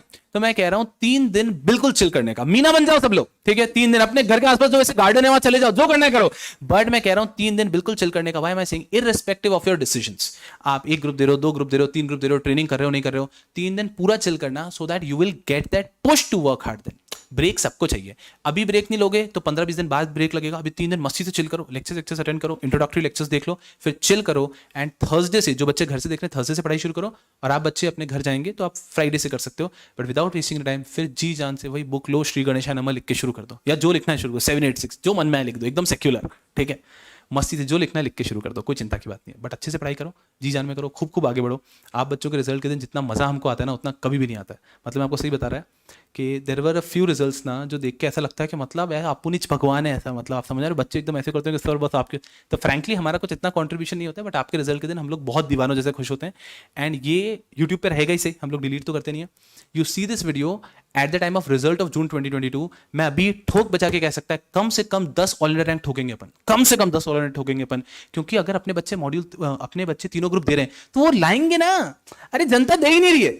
तो आप बस जी जान से मेहनत पे लगे रहो। मुश्किल है बट आप कर सकते हो, ये बात तय है, ठीक है ना। तो जून 2022 के रिजल्ट के दिन ये वीडियो वापस देखेंगे, याद रखेंगे कुछ यादें थी, और बेहतरीन तरीके से तब तक मेहनत करो। हाँ, बस अब पढ़ाई की बात करेंगे। अब एक बालक, एक ज्योति एकदम गुस्सा हो गई है। ज्योति बस अब मैं पढ़ाई कराता हूं, ठीक है ना, पक्के से। सर सबको स्कीम चिल्ला चिल्ला के मत बताओ। अरे अरे मतलब ठीक है यार, अब यही तो बात है। अरे देखो कैसा है, मैं आपको भी बता रहा हूं ना, जो बालक ऐसा है ना, इसीलिए मैंने क्यों ये कहा कि जो आपको ठीक लगता है वो करो। क्योंकि कोई ऐसा बालक है ना जिसको 2 ग्रुप देने, वो 2 ही देगा, ऐसा कोई टेंशन, मेरा विश्वास मानो। वो एक ऐसे बंदे को ढूंढेगा जो उसको बोल दे के 2 ग्रुप दे दे, 100%। तो वो 2 ग्रुप देने वाला है। और मैं भी ये भी कह रहा हूं कि आप में से कोई बालक अगर मुझे आके बोलेगा ना कि सर मैं 2 ही ग्रुप दे रहा हूं, मैं थोड़ी बोलूंगा नालायक, कोई बात नहीं। देखो हर एक व्यक्ति की परिस्थिति वो खुद जानता है। किसी के घर पे कोई प्रॉब्लम होगी, किसी के पर्सनल इशू होंगे, हेल्थ इशू होंगे, तो फोर्स कभी नहीं किया जा सकता है। लेकिन मैं आपको एक रिकमेंडेड चीज बताता है, बस सिंपल। बाकी जो मन में आओ करो, हम लोग आपके साथ खड़े हैं, ठीक है। चलो अब पढ़ाई लिखाई चलें, ठीक है। ये जून 2022 वालों के लिए है। हाँ, ये कैसा सवाल था? अभी कहते अभी तक क्या कर रहा था फिर? चलो, अरे ज्योति गोस्वामी जी बहुत बहुत माफी यार, सॉरी यार, मैं बहुत दिनों बाद बालकों को देखा था तो मैं बह गया यार। ऐसे क्या कर रहे हो यार, मैडम बोल रही पढ़ाओ यार, रुको यार, ठीक है। सर मैं दिल्ली से हूँ। ज्योति 5 मिनट पहले पूछ रही थी दिल्ली से हूँ, क्लास कैसे ले सकती हूँ? ये कैसे कर रही है ज्योति? मैं 2 ग्रुप दूंगा, मैं ज्यादा स्टडी। अरे यार इधर आओ यार, मेरे को नहीं समझ में आ रहा है। ए यूट्यूब वालों, एकदम एंड में बात करता हूँ, ऐसे मत करो यार आप लोग। ऐसे फंबल्ड अप मैसेज किया ना, मुझे कुछ समझ ही नहीं आ रहा है। मीना, मीना, ओ मीना, अपना मीना, ठीक है ठीक है ठीक है ठीक है, सब ठीक है। चलो यारो मस्ती में। अब यारो जनरली सारी बात हो गई है, सबको एक अच्छा ओवरव्यू मिल चुका है, दिमाग में क्या करना है अब, बस 3 दिन मजे करने हैं और मजे करके घर जाना है, ठीक है। उसके बाद पढ़ाई शुरू करनी, जो भी आपका प्लान होगा। अब यारो बात करते हैं हम कॉर्पोरेट फंडिंग के बारे में। अपना ज्यादा समय तो नहीं बचा है, पर अपना 3 दिन है तो कोई चिंता की बात नहीं। Corporate funding is one of the best, one of the finest subject ever drafted. ये मैं हर सब्जेक्ट के लिए बोलेगा, तो ऐसे डाउट से मत देखना, ठीक है। चलो इधर आओ, कॉर्पोरेट फंडिंग, इधर आ जाओ। 100% फोकस के साथ में। Funding is nothing, funding is nothing, हाथ में रख लेता हूं, आवाज बेटर रहेगी। Funding is nothing but an advance version of securities law. एकदम 80 में। सब्जेक्ट का पूरा नाम आता है corporate funding and listing. Subject का पूरा नाम आता है फंडिंग एंड लिस्टिंग। समझना अच्छे से, ठीक है। जैसे आपका एग्जीक्यूटिव का सिक्योरिटीज लॉ था, एग्जैक्टली सिमिलर टाइप का सब्जेक्ट है funding and listing. It is nothing but an advance version of securities law. Module 3 का पहला पेपर है, एकदम लाइटर नोट पे। इसमें 2 बाइफर्केशंस हैं। The first part is funding, the first part is funding, that is for 60 marks, and the second part is listing, that is for 40 marks. तो funding और listing ऐसा 60 मार्क्स 40 मार्क्स का है। आप बच्चों में से ओल्ड सिलेबस के कितने बच्चे थे एग्जीक्यूटिव में? शर्माने की बात नहीं, एकदम मस्ती से। आप बाकी सब न्यू सिलेबस की हैं क्या? ठीक है। ओल्ड सिलेबस में ऑडिट था, अकाउंट्स एंड ऑडिट में 30 मार्क्स का, बहुत बढ़िया। न्यू सिलेबस के अंदर सेटिंग अप के अंदर आईबीसी था, कितने मार्क्स का था? 10 मार्क्स का था। कंपनी लॉ के अंदर पार्ट सी था, कितने मार्क्स का था? 10 मार्क्स के चैप्टर्स थे। सिक्योरिटीज लॉ में पार्ट बी था, कितने मार्क्स का था? 30 मार्क्स का। ये सब कौन से पार्ट है मैं आपको बता रहा हूं, जो आपके दिल के बहुत करीब थे। बोले बस ऐसा सिलेबस होना चाहिए। ऐसा सिलेबस जब तक है तब तक हमको कोई ताकत रोक नहीं सकती है। Accounts and audit old syllabus में 30 मार्क्स का ऑडिट हुआ करता था, सिर्फ 6 चैप्टर, बच्चों को वही पढ़ा दो हमको। उसके बाद में सिक्योरिटीज लॉ में होता था आपका सिक्योरिटीज और कैपिटल मार्केट 30 मार्क्स का कैपिटल। हाँ, ये 3-4 चैप्टर से मस्ती से पढ़ के जाएंगे, एग्जाम में फोड़ देंगे। उसी तरह से सेटिंग अप में आपका 10 मार्क्स का आईबीसी होता था। उसी प्रकार से नहीं, सेटिंग अप में 25 मार्क्स का होता था, सॉरी 25 मार्क्स का पूरा एंड का पार्ट होता था। हा हा गोल्डन, ठीक है ना। जितनी नफरत हमें पार्ट बी से थी उतना ही प्रेम हमें पार्ट सी से था। वैसा ही समझ लो, वैसा आपके लिए यहां पर आता है लिस्टिंग, उसी प्रकार से यहां पर आता है लिस्टिंग। इनसेन इनसेन इनसेन, ठीक है। लिस्टिंग में कैसा है, 40 मार्क्स के लिए सिर्फ मात्र केवल 4 चैप्टर्स हैं। 40 मार्क्स के लिए 4 चैप्टर्स हैं, सिर्फ 4 चैप्टर, और उसमें से भी एक आपका एग्जीक्यूटिव का एलओडीआर है, एक है आपका एलओडीआर और 3 और चैप्टर है। ये भी बता भी दूंगा तो आपको कौन सा याद रहेगा, बट ठीक है। तो 3 और चैप्टर्स हैं और एक एलओडीआर है। ये 4 चैप्टर्स 40 मार्क्स के लिए आएंगे, और यहां पे एग्जाम में क्लियर पार्ट डिवाइड होकर आता है कि पार्ट ए 60 मार्क्स का और पेपर में पार्ट बी 40 मार्क्स का, जैसे आपके एग्जीक्यूटिव में भी सब्जेक्ट्स में आते हैं वैसा। तो ये बेहतरीन है लिस्टिंग का पार्ट। मुझे एक्चुअली ऐसे इशारा करना चाहिए यूट्यूब के लिए, हाँ ये क्या बात है, ये बेहतरीन है यार, ठीक है। तो एक बेहतरीन पार्ट है from exam point of view, because from exam point of view these are not even 100 pages of module, These are not even 100 pages of module. 100 pages of module पढ़ के 40 मार्क्स एग्जाम में आते हैं। और वहीं funding का जो part है that is around 300 pages of module, और ये 60 मार्क्स का आता है। अब इसको ऐसे करके मत देखो, ये भी बहुत प्यारा है क्योंकि इसके अंदर जो करिकुलम है वो बहुत जबरदस्त है। मतलब this is interesting but it takes time, this is very scoring, that listing is scoring. वो पढ़ते टाइम अपन एग्जाम लुकआउट से सोचते हैं कि 40 में से 40 एग्जाम में अपन को आना चाहिए। उसमें ऑप्शनल भी आता है, लेकिन हमें कहते हैं कि हमें ऑप्शनल का मिला के सब कुछ ही आना चाहिए इतना अच्छे से, बिकॉज आप सोचो ना इतना सा पार्ट है फॉर 40, एग्जैक्टली सेटिंग अप का पार्ट सी जैसा। तो इसको तो हम पूरा घोट के पीते ताकि हमारे 40 मार्क्स कहीं नहीं जाए। And when we see all the students ना, अभी आपने स्कोर मैंने बताया, एक बालिका का 90 आया था, 82, 81, 80, 78, तो ऐसे स्कोर जब आए तो वो इसीलिए आए बिकॉज यहाँ 40 को तो अपन खा जाएंगे ना।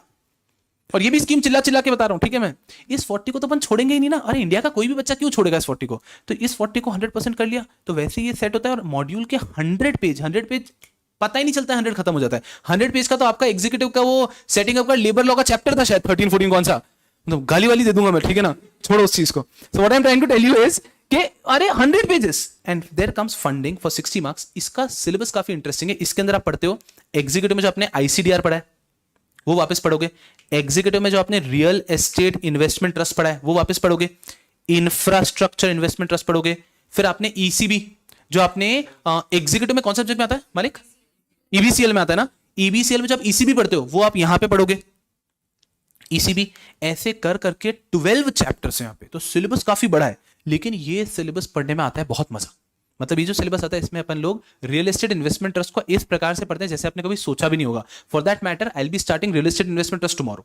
तो रियल एस्टेट इन्वेस्टमेंट ट्रस्ट जब हम स्टार्ट करेंगे ना उसको हम इस तरह से पढ़ते हैं जैसे कि you never thought, because executive में रीड कितना है, इतना सा कि क्या करेंगे अपन लोगों से पैसा ले लेंगे, फिर क्या करेंगे उसको अपन शेयर्स में तो नहीं डाल सकते, वो म्यूचुअल फंड हो जाएगा, तो उसको अपन रियल एस्टेट में लगा देंगे। जो स्टार्ट करता है वो स्पॉन्सर, थोड़े से ट्रस्टी, ये रीड आपने इतना सा रीड पढ़ा है। Whereas at professionals level आप ऐसे ऐसे रूल पढ़ोगे रीड में कि आप दीवाने हो जाएंगे। I'm telling you, कल हम पढ़ेंगे ना मजा आ जाएगा। रीड में इतने रेस्ट्रिक्शंस आते हैं that when you have all of the money you can invest 80% of the money only in completed and revenue generating assets and मतलब it's insane but it is damn interesting. And the entire subject focus around one single topic. That one single topic is कि एक company पैसा कैसे race कर सकती है। So funding में कुछ नहीं है, फंडिंग सिर्फ ये पढ़ाएगा कि कंपनी पैसा कैसे रेस कर सकती है। तो आईसीडीआर में हम पढ़ेंगे कि कंपनी पब्लिक इशू कैसे करती है, आईपीओ वगैरह कैसा होगा। उसके बाद में आगे हम पढ़ेंगे इंफ्रास्ट्रक्चर इन्वेस्टमेंट ट्रस्ट, रीट में भी कि एक अगर रियल एस्टेट इन्वेस्टमेंट ट्रस्ट तो पैसा कैसे रेस कर सकती है। भाई साहब पैसा खर्च किया है, समझ में आ रहा है आपको। अरे थैंक यू सो मच। ऐसे क्या करो, यहाँ से पी लेना, ठीक है। मौसम भाई लड़कों के साथ ऐसे ही करते हैं, ठीक है। चलो इधर आओ, पढ़ाई लिखाई भी ध्यान दो, इधर आओ, ठीक है। सो बेटा जी मैं क्या कह रहा था, तो आपका फंडिंग का सिलेबस इस प्रकार से आगे चलेगा। मैं भी आपको सारे चैप्टर्स भी बताऊंगा, बट आप इसको इस आउटलुक से देखना। फंडिंग एंड लिस्टिंग सब्जेक्ट को कहते हैं सिक्योरिटीज लॉ का बड़ा भाई, लेकिन इसका लॉजिक बस इतना सा है कि एक कंपनी जब उसको बिजनेस करना है, पैसा कैसे रेस करना है इस फंडिंग, कि हम पैसा रेस कर सकते हैं आईपीओ से, एफपीओ से, हम कमर्शियल पेपर से पैसा रेस कर सकते हैं, हम इंडिया के बाहर से एडीआर जीडीआर से पैसा रेस कर सकते हैं, ये सब यहां पे पढ़ेंगे, ठीक है। पैसा रेस कर लिया अब कंपनी ने, अब कंपनी को होना है लिस्ट। तो लिस्टिंग में कंपनी लिस्ट कैसे होती है, पूरा प्रोसीजर, कि अगर आप लिस्ट होंगे तो उसका प्रोसीजर क्या है, लिस्टिंग में कौन कौन से एक चैप्टर है उसका नाम ही डॉक्यूमेंटेशन है। वो चैप्टर देख के आपको एकदम ऐसा लगेगा, ऐसा लगेगा, क्यों? क्योंकि चैप्टर में सिर्फ डॉक्यूमेंटेशन है, लेकिन आपको फिर एकदम अच्छा क्यों लगेगा, पता है क्यों? क्योंकि 40 मार्क्स के लिए तो वो एक ऐसा चैप्टर है जिस चैप्टर में कुछ दम नहीं है, मतलब एक्चुअली उस चैप्टर में कुछ समझाने जैसा भी नहीं है, लेकिन वो चैप्टर में बहुत प्यार होगा और ऐसे ऐसे पढ़ेंगे, हाँ ऐसा है, बिकॉज वो 4 चैप्टर एग्जाम में आने वाले 40 मार्क्स के लिए। तो वो जो पूरा 40 मार्क्स है ना, उसका लॉजिक बड़ा क्लियर है कि when a company is going to raise money, तो वो जब पैसा रेज कर चुकी है फंडिंग से, अब कंपनी को लिस्ट होना है, तो एक कंपनी को लिस्टिंग के लिए क्या प्रोसीजर होगा, वो ये एक व्यक्ति जो अपनी आर्टिकलशिप फर्म में कर रहा है, एक अनलिस्टेड कंपनी का काम करने वाला है, वहां पर भी जो भी एक कंपनी की लिस्टिंग का प्रोसीजर अगर आपके हाथ में आ गया, तो वो पूरा इस सब्जेक्ट के अंदर रहेगा कि एक कंपनी पैसा कैसे रेज कर सकती है और एक कंपनी लिस्ट कैसे होगी। फर्दर आज की तारीख में जो हम वर्ल्ड का ट्रेंड देख रहे हैं, that is all about startup. हर दूसरे व्यक्ति को एक स्टार्टअप चालू करने की इच्छा रहती है, तो जब भी अगर आप स्टार्टअप करेंगे तो again you need to know all of this funding and listing. So that is the reason institute ने 2-2.5 साल पहले ही ये सब्जेक्ट इंट्रोड्यूस किया, मैक्सिमम 3 साल पहले। तो पहले सब्जेक्ट नहीं था, ये कुछ 2 से 3 साल पहले इंस्टीट्यूट ने इंट्रोड्यूस किया है, because with the emerging times पहले कैसा था, सिक्योरिटीज लो एग्जीक्यूटिव पे खत्म हो जाता था और बच्चे आराम से शांति से बैठ जाते थे, बट नहीं, इंस्टीट्यूट से देखा नहीं गया। इंस्टीट्यूट ने कहा कि सिक्योरिटीज लॉ इनके जीवन में थोड़ा और रहेगा, तो प्रोफेशनल भी उन्होंने वापस सिक्योरिटीज लॉ इंट्रोड्यूस किया और फंडिंग और लिस्टिंग के नाम से लिया, बिकॉज स्टार्टअप्स का इतना ज्यादा कल्चर है that आज की तारीख में if you are working as a CS in a new company in a firm also where the firm is handling a lot of startups, so you need to know how to raise fund and how to list a company.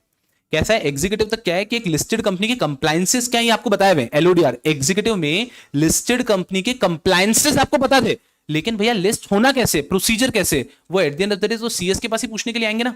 तो इस कारण से उन्होंने subject को introduce किया, that is funding and listing. You will go mad, इतना जबरदस्त subject है, मतलब 110% आप दीवाने हो जाओगे, कोई दो राय नहीं मुझे इस सब्जेक्ट के बारे में, ठीक है।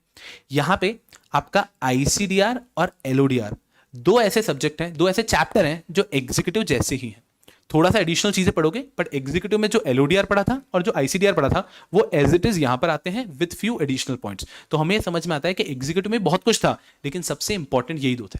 तो एलओडीआर भी इंपॉर्टेंट था, आईसीडीआर भी इंपॉर्टेंट था, तो एज इट इज वो उन्होंने प्रोफेशनल लेवल पे ऐड किए हैं with a few minor additions. उसके अलावा जो आपका ईसॉप बोल दो, फिर आपका जो इनसाइडर ट्रेडिंग बोल दो, ये सब उन्होंने एग्जीक्यूटिव पे छोड़ दिया, टेक ओवर कोड भी एग्जीक्यूटिव पे छोड़ दिया, बाकी सारा एग्जीक्यूटिव का कॉपी पेस्ट नहीं किया, एग्जीक्यूटिव में छोड़ दिया है। यहाँ पे कुछ नए रेगुलेशंस आपके सिलेबस में रखे गए, जब पढ़ेंगे तब दीवानों जैसा मजा आने वाला है। अब यारों यूट्यूब पे कैसा है कि कोई जनता उत्तेजित ना हो जाए, तो इसलिए मैं आपको रीड के बारे में भी थोड़ा सा दिखा देता हूं। सब लोग शांत है ना यहाँ पे। एक बालक बोल रहा है सर आपने तो इमोशनल कर दिया। ऐसा कुछ नहीं किया मैंने भाई, सर तीनों ग्रुप दिसंबर में दूं, कैसी बातें कर रहे हो। रुको, हाँ एक और चीज है ना, जो व्यक्ति का अगस्त अटेम्प्ट में रिजल्ट आया है उसके पास दिसंबर 21 का ऑप्शन नहीं है, ठीक है ना। तो आपके पास शक्तिमान गीता विश्वास जैसा कोई आदमी है कि वो ऐसे कुछ भी मन में बोलेगी और आपको सब समझ में आ जाएगा, आप एग्जाम लिख दोगे। वो देखा था ना आपने, देखा हुआ शक्तिमान आपके, आपने शक्तिमान नहीं देखा है? देखा है, देखा है, देखा है, देखा है। तो होता था ना टेलीपैथी, वैसा कुछ नहीं। फिर आपने वो भी देखा है कि एक गरीब सा शो आता था पहले, पेंसिल से बनाओ, वो सब आ जाता था। साहब मिडिल क्लास यहाँ पे हमारे जैसे, बहुत अच्छी बात है। तो उसमें एक दोस्त हुआ करता था उसका, जो ऐसे बुक को ऐसे देखता था और ऐसे एबीसीडी दिखती थी और बुक पूरी आ जाती थी। वो सब देखा है क्या, है ना। तो वैसा कोई नहीं है बालक। तो यहाँ पे पहली चीज, आपके पास कोई चॉइस भी नहीं है। जो अगस्त पास हुआ बच्चा है वो दिसंबर 21 नहीं दे सकता, ठीक है भाई। नहीं, इतना मोटिवेट कर दिया मैंने, ठीक है, बहुत भी देंगे हम एग्जाम। तो नहीं, ऐसा नहीं भैया जी, जून के लिए तैयारी कर लो, काफी। तो नहीं दे सकते हो, ठीक है। नहीं भाव्या, नहीं होंगे, बस ठीक है, ठीक है, ठीक है, ठीक है, बहुत ही बढ़िया। Thank you so much everyone, thank you so much. शागला का बूम बूम, यस यस, सलाम है आप सबको। अब वापस यहां पर आते हैं हम लोग, ठीक है, ठीक है, ठीक है। चलो आ जाओ, आप लोग मुझे ऐसे मत देखो, ठीक है। फिर आता है हमारा रियल एस्टेट। अरे बहुत टाइम बाद देखा मैंने बच्चों को यार, ऐसे मत देखो मेरे को सर आप। अरे एक बालिक का क्या बोल रही है, मैं आपको दिखाता हूं, देखो। आपको मैं कमेंट्स भी दिखा सकता हूं ना। ये देखो, आखिरी वाली क्या बोल रही है। अब मैं क्या करूं इसको, वापस इधर आ जाओ, इधर आ जाओ। चलो यही, कुछ भी मत बोलो, पढ़ाई लिखाई भी ध्यान दो। चलो यही आ जाओ, पढ़ाई करते हैं हम लोग, ठीक है। अब हमारा पहला टॉपिक है रियल एस्टेट इन्वेस्टमेंट ट्रस्ट। नीलम सर क्लास में आ चुके हैं। नीलम सर 10 मिनट और लूंगा, है ना। 10 मिनट तो बोलूंगा, ऐसे क्या कर रहे हो यार, है ना। उसके बाद में नीलम सर को हैंड ओवर करेंगे, ठीक है। फिर सर बढ़िया तरीके से, भयंकर तरीके से आपको डांटेंगे, ठीक है। चलो सर शाम की तैयारी है ना। वो अरे बहुत बेहतरीन, चलो यार एकदम मस्ती में। अब यहाँ पे हम लोग आ जाते हैं रियल एस्टेट इन्वेस्टमेंट ट्रस्ट पे। चलो अब 5 मिनट के लिए सीरियस हो जाओ, ठीक है, क्योंकि 1-2 बच्चे पढ़ने के लिए आए, ठीक है ना। तो अपन लोग मस्ती के मूड में, बच्चे पढ़ाई के मूड में, ठीक है। और सुनो ना, एक कल और परसों सीरियसली पढ़ाऊंगा रियल एस्टेट। अरे मैं ऐसे क्या, मैं कैमरे से बात कर रहा हूँ भाई ऐसे, अरे मैं आदत हो गई घर पे एकदम प्रो हो चुका हूँ मैं आपको सही कह रहा हूँ। मैं ऐसे ऐसे भी अकेला कर लेता हूँ, वो नहीं होता वो टीवी सीरियल में नहीं आता क्या, जूम जूम जूम, वो मैं अकेला कर लेता हूँ ऐसा। क्या आपको समझ में आया? आया आया, ये सब मैं कर लेता हूँ आराम से। तो इस सब में एकदम प्रो हो चुके हैं। तो सुनो यार, कल और परसों एकदम डीप में पढ़ने वाले रियल एस्टेट इन्वेस्टमेंट ट्रस्ट। आज I had to talk to you ना यार, इतने टाइम बाद मिलो, ऐसे क्या कर रहे हो, ठीक है ना। तो इस कारण से हमने इधर उधर की बात की, बाकी कल से जी जान से पढ़ाई करने वाले हैं। अभी आपको थोड़ा सा एक आइडिया देता हूं, रियल एस्टेट इन्वेस्टमेंट ट्रस्ट, बेहतरीन सा कंसेप्ट। चलो, और कल मैं ट्राई करूंगा मेरा वाला लैपटॉप ले आऊंगा, जिससे कि क्या होगा कि एकदम कंफर्टेबल से भी हम लोग लिख पाएंगे, मेरी हैंडराइटिंग इतनी गंदी तो नहीं आएगी, ठीक है। चलो, रियल एस्टेट इन्वेस्टमेंट ट्रस्ट एकदम मस्ती से समझने की कोशिश करना, ठीक है। Real estate investment trust, mutual fund हम सबने देखा है, म्यूचुअल फंड भी होता है in the form of trust. Similarly real estate investment trust is also in the form of a trust. सबसे पहले यहां पे टी लगा दिया, ठीक है। Real estate investment trust has to be in the form of trust. Whenever it is a trust, it has to be started by हुम, start कौन, जैसे कि कंपनी में प्रमोटर होता है, ट्रस्ट में कौन होता है? अरे वाह, आवाज आती है इन बच्चों से। अरे कैमरे से आवाज नहीं आती है यार, मैं सही कह रहा हूं, आप बहुत परेशानी होती है, इधर आओ। So there has to be certain sponsors. बहुत ही बढ़िया। So there has to be certain sponsors. Sponsors refers to those people who set up a trust. The way promoters start a company, sponsors start trust. कर लिया, ठीक है। Thereafter, since this is a trust, there has to be trustees. Whoa! Since this is a trust, there has to be trustees. Focus 100% अब यहाँ पे। चलो। Since this is a trust, there has to be trustees. Now there is a very important feature of a trust. या बच्चों ने executive में पढ़ा होगा इतने गेस, लेकिन इस पे मैं स्पेशल फोकस दे देता हूं। कंपनी, पार्टनरशिप फर्म, इन सब से हटके ट्रस्ट जब बनता है, उसमें एक बहुत खास फीचर होता है कि ट्रस्टीज की इंपॉर्टेंस क्या होती है। जो भी ट्रस्ट की प्रॉपर्टी होती है ना, it is held in the name of trustee, and this is a very huge feature. कोई भी ट्रस्ट ले लो, तो ट्रस्ट के अंदर फॉर एग्जाम्पल यहाँ पे रियल एस्टेट इन्वेस्टमेंट ट्रस्ट है, सो यहाँ पे जो भी प्रॉपर्टी खरीदेंगे वो किनके नाम पे खरीदेंगे? ट्रस्टीज पे। तो trustees hold the property, they hold the property, but they are not practically the owner of the property. Why so? कल को एक ट्रस्टी को चाहिए कि यार मैं इस प्रॉपर्टी को बेच के कुछ कर लूं, वो नहीं कर सकता। लेकिन जब आप प्रॉपर्टी खरीदते किसी के नाम पे तो खरीदनी पड़ेगी ना। सो ट्रस्टीज का सबसे बड़ा रोल ये होता है that the trustees hold the property. तो ट्रस्टी कौन है? पूरे ट्रस्ट का फेस होता है। तो अगर हम प्रैक्टिकली बात करते हैं, आज मुझे real estate investment trust start करना है, तो स्पॉन्सर एक व्यक्ति हो जाएगा जिसके पास पूरा का पूरा फाइनेंस है, who's setting it up, लेकिन he needs face for the trust। एक ट्रस्ट है, तो अगर मान लीजिए हम पुणे लेवल पे बात करते हैं, तो पुणे लेवल के कुछ नामी लोगों को ट्रस्टी बना दिया जाएगा। मयूर अग्रवाल सर, नीलम कुमार भंडारी सर, 4-5 ऐसे ट्रस्टी बना देंगे। नाउ व्हेन यू हैव नामी trustee, how it works is when the people are giving their money, they probably not even know who sponsor is. Sponsor एक कंपनी का नाम हो सकता है, लेकिन they know oh these people are the trustees. हाँ, इनको पता है, इनका मार्केट रेपुटेशन बहुत अच्छा है। That really works for every trust. So whenever a trust has to raise money, trust ensures that they have wonderful trustees. And trustees का सबसे पहले भरोसा क्या है? जब तक ट्रस्टीज भरोसेमंद है, ट्रस्ट जो है वो पैसा लेके नहीं भाग सकती है, बिकॉज पूरे ट्रस्ट की जो प्रॉपर्टी है, it is occupied in the name of trustees. तो ट्रस्टीज का सबसे बड़ा रोल क्या होता है समझना? ट्रस्टीज का सबसे बड़ा रोल ये होता है that they hold the property of the trust. ये आपने पढ़ा होगा 100% एग्जीक्यूटिव में, like a line that they hold the property of the trust. But you have to understand the meaning कि क्यों ऐसा है, बिकॉज इनके फेस वैल्यू के भरोसे पे जनता इन्वेस्ट करने वाली है। तो अगर मान लीजिए ट्रस्टी है, trustee holds the property of the trust. जो भी ट्रस्ट की प्रॉपर्टी होगी वो होल्ड की जाएगी by the trustees. Wonderful sir. Sponsor क्या करते हैं? This setup the trust. इन्होंने शुरुआत किया ना। ये सुनो, हैंडराइटिंग मेरी अच्छी है, कोई जज नहीं करेगा। कल देखना मैं लेकर आता हूं जबरदस्त पेन, आप देखो तो सही। आप कल मेरी हैंडराइटिंग देखना, ठीक है। They set up the trust. So sponsor refers to a person जो ट्रस्ट को स्टार्ट कराए। Like a company has a promoter, trust has a sponsor। बात खत्म। सर फिर कंपनी में कौन होता है जिसको हम ट्रस्टी से कंपेयर कर सकते हैं? नहीं कर सकते, डायरेक्टर को भी नहीं कर सकते। तो कंपनी में ट्रस्टी जैसा कुछ फंडा ही नहीं होता है। वो फंडा पहली बार आता है बिकॉज एक कंपनी के पास तो सेपरेट लीगल एंटिटी है ना, तो कंपनी तो अपनी प्रॉपर्टी खुद के नाम पे ले सकती है। सो दैट इज वेयर यहां पे ट्रस्टी का रोल आ जाता है, बहुत जरूरी। तो रियल एस्टेट इन्वेस्टमेंट ट्रस्ट बोलो या कोई भी ट्रस्ट बोलो, वहां पे the property is held in the name of trustee.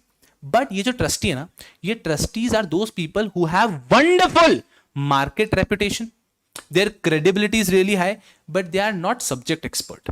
वो रियल एस्टेट के एक्सपर्ट के बेस पे उनको सिलेक्ट नहीं किया जाता है ट्रस्टी। तो ट्रस्टी सिलेक्ट किया जाता है कि इनकी मार्केट क्रेडिबिलिटी अच्छी है और रेपुटेशन अच्छी है। लेकिन अब अगर ये जनता का पैसा ले रहा है, यहां से जनता का पैसा लिया, ये यूनिट होल्डर्स, ये हमारे जैसे लोग हैं, हमारे जैसे लोग हैं जिनके पास थोड़ा बहुत पैसा है, थोड़ा सरप्लस है, but we don't want to invest it ourself. We like कि चलो रीट को दे देते हैं, रियल एस्टेट इन्वेस्टमेंट ट्रस्ट, वो इन्वेस्ट करेगी। हम लोग देखते हैं ट्रस्टीज को, ये ट्रस्टीज हाँ ये भरोसेमंद लोग हैं, ये पुणे के बड़े बड़े बड़े बड़े लोग हैं, इनको हम जानते हैं, इनके भरोसे पे हम ट्रस्ट को पैसा दे सकते हैं। These people give money, they invest money to the trust. In a company when you invest you get shares, in a trust when you invest you get units. Wonderful. तो यही आपने एग्जीक्यूटिव जैसे पढ़ा है, same. In a trust when you invest you get units and you people become unit holders. You people become unit holders. एकदम easy चल रहा है, कहीं कोई परेशानी की बात नहीं, एकदम मस्ती में। तो क्या हुआ भैया जी, जिस व्यक्ति ने ट्रस्ट को स्टार्ट किया, स्पॉन्सर दिमाग में फिट है, कोई कंफ्यूजन नहीं है। उसके बाद सबसे पहले जिसको अपॉइंट करना पड़ेगा that will be trustees. Trustees mandatory है, बिकॉज एक ट्रस्ट चला तो ट्रस्टी चाहिए। Trustees hold the property of the trust. Wonderful. Then we need the beneficiary of the trust, कि ट्रस्ट किसी के लिए तो बेनिफिट के लिए होनी चाहिए। तो हमारे केस में ये है जो लोग पैसा इन्वेस्ट करेंगे और they will become unit holders. So all of these people are unit holders of the trust. और आपको जबरदस्त बात बताता हूं, ये जो यूनिट्स है ना, these units are what in my bad handwriting listed, these units are listed। so जैसे कि कंपनी के शेयर्स लिस्ट होते हैं, रियल एस्टेट इन्वेस्टमेंट ट्रस्ट की यूनिट्स लिस्ट होते हैं। अरे रीट इतना भारी कंसेप्ट है, तो एग्जीक्यूटिव आपके सिलेबस में नहीं था। इंडिया छोड़ दो, यूएस के अंदर रीट इतना popular that we can not even imagine. And REIT अगर इंडिया में पॉपुलर हो जाएगा, थोड़ा पे सब्जेक्ट हम डेविएट हो जाएंगे, लेकिन रीट अगर इंडिया में पॉपुलर हो गया ना, तो रियल एस्टेट के जो प्राइसेस है वो कम हो जाएंगे। रियल एस्टेट के प्राइसेस बढ़ने का एक रीजन क्या है भारत के अंदर, कि भारत की हार्डली 1%, तो मैं बहुत ज्यादा बोल रहा हूं, बहुत ही कम ऐसे लोग हैं जो रियल एस्टेट का पूरा बिजनेस उनके हाथ में substantial. Why so? Because real estate का बिजनेस करना is not an easy deal. Real estate का बिजनेस करने के लिए यूनिट है, मतलब लिमिटलेस मनी। आपको समझ में आ रहा है, बहुत ज्यादा पैसा चाहिए। तो हर कोई व्यक्ति रियल एस्टेट का बिजनेस नहीं कर सकता है। Now when there are limited people, तो they can control the market. ना आज मान लो पुणे के अंदर, मैं बहुत ही फार फेचेड एग्जांपल दे रहा हूं, समझने की कोशिश करना। पुणे के पास में एक विलेज है, विलेज में मेजॉरिटी समझ लो जमीन एक ही व्यक्ति के पास है। उस व्यक्ति ने वहां पे फ्लैट्स बना दिए। अब उस व्यक्ति ने रेट लगा दी कि मैं 50 लाख में ही फ्लैट बेचूंगा। तो आज नहीं तो कल लोग फ्लैट लेंगे ही सही। तो उस व्यक्ति ने मार्केट प्राइस डिटरमिन कर दिया। वहां पे रेट होगी शायद 30 लाख रुपीस की, पर उसने कहते 50 लाख में ही बेचूंगा, because the supplier is limited. या फिर 3-4 लोग उन्होंने मिलकर कर दिया। So that is one major reason why the prices are so high. Once real estate investment trust comes in, तो how it works is, real estate investment trust हम सबका होता है। आज मान लो शुभम शुक्लेचा ने एक real estate investment trust start कर दी। मैंने आपको कहा इन्वेस्ट करो, मैं स्पॉन्सर हूं, अपन ने बहुत नामी ट्रस्टीज दे दी, आप लोगों ने इन्वेस्ट कर दिया। अब इस पैसे को, ये जो आप लोगों का पैसा है, ये पैसा इन्वेस्ट होगा इन रियल एस्टेट। रियल एस्टेट का मतलब है इससे बिल्डिंग्स लेंगे। अब मान लो एक बहुत बड़ा सा कमर्शियल कॉम्प्लेक्स है, तो आप सबका पैसा लिया, कुल मिला के 1000 करोड़ इकट्ठे हो गए। हम पढ़ेंगे आगे कि भाई 500 करोड़ से कम तो रीट बात ही नहीं करता है। रीट का जो मिनिमम है वो है 500 करोड़, हम पढ़ेंगे लिमिट्स में। 1000 करोड़ इकट्ठे हो गए, 1000 करोड़ में कमर्शियल कॉम्प्लेक्स ले लिया। अब कमर्शियल कॉम्प्लेक्स का जो रेंट है वो आएगा रियल एस्टेट इन्वेस्टमेंट ट्रस्ट के पास, और रियल एस्टेट इन्वेस्टमेंट ट्रस्ट वो रेंट किसमें बांटेगी? Unit holders. जैसे कि म्यूचुअल फंड करता है ना, कि शेयर्स में इन्वेस्ट किया और शेयर से जो रिटर्न आया वो बांट दिए, एग्जैक्टली सेम तरीके से। तो इससे दुनिया कैसे बदल जाती है, दैट पहले अगर आज के मार्केट में हम में से किसी को भी रियल एस्टेट में इन्वेस्टर बनना है, तो हम क्या मानते हैं, यार 5-6 करोड़ तो चाहिए, अदरवाइज मैं क्या करूंगा। आज पुणे में एक अच्छी जगह पे अगर आपको शॉप भी लेनी तो 1 करोड़ से कम की कुछ नहीं आती है, तो वहां पे आपका रेंटल इनकम वगैरह तो कैसे डेवलप होगा। लेकिन when you are in real estate investment trust, भैया आपने इन्वेस्ट किया मिनिमम 50,000 रुपए, 1 लाख रुपए, और आपका उस रेंट के अंदर शेयर आ रहा है। अरे पर अमाउंट कम होगा बट परसेंटेज तो सेम होगा। 5 करोड़ इन्वेस्ट करके अगर कोई 5 लाख कमा रहा है, तो आप 5 लाख इन्वेस्ट करके उसका प्रपोर्शन कुछ 50,000 रुपए तो कमा लोगे। So then that will 110% will control the market. US के अंदर real estate investment trust is one of the most popular thing. India में इसको इंट्रोड्यूस करने की पहले भी बहुत कोशिश की गई थी, नहीं हो पाया। 2014 में इंडिया में इंट्रोड्यूस हुआ, और उसके बाद से पिछले 2 सालों में इसकी पॉपुलैरिटी बढ़ रही है। अब आप मनी कंट्रोल पे चाहिएगा, आप देखते हो ना आईपीओज आते हैं। अब आप देखोगे रिसेंटली पिछले 1 साल का देखो, आपको real estate investment trust, infrastructure investment trust भी दिखेंगे। It will take 5 more years from now, but 5 साल में ये म्यूचुअल फंड जितना पॉपुलर हो जाएगा भारत के अंदर। म्यूचुअल फंड कितना पॉपुलर है, हर दूसरा आदमी इस क्लास में आधे लोगों के घर वालों ने म्यूचुअल फंड में इन्वेस्ट किया होगा, इतना पॉपुलर म्यूचुअल फंड। अगले 5 सालों में real estate investment trust will take that position. Let's try and understand it. इसके अंदर बहुत अच्छा भविष्य है।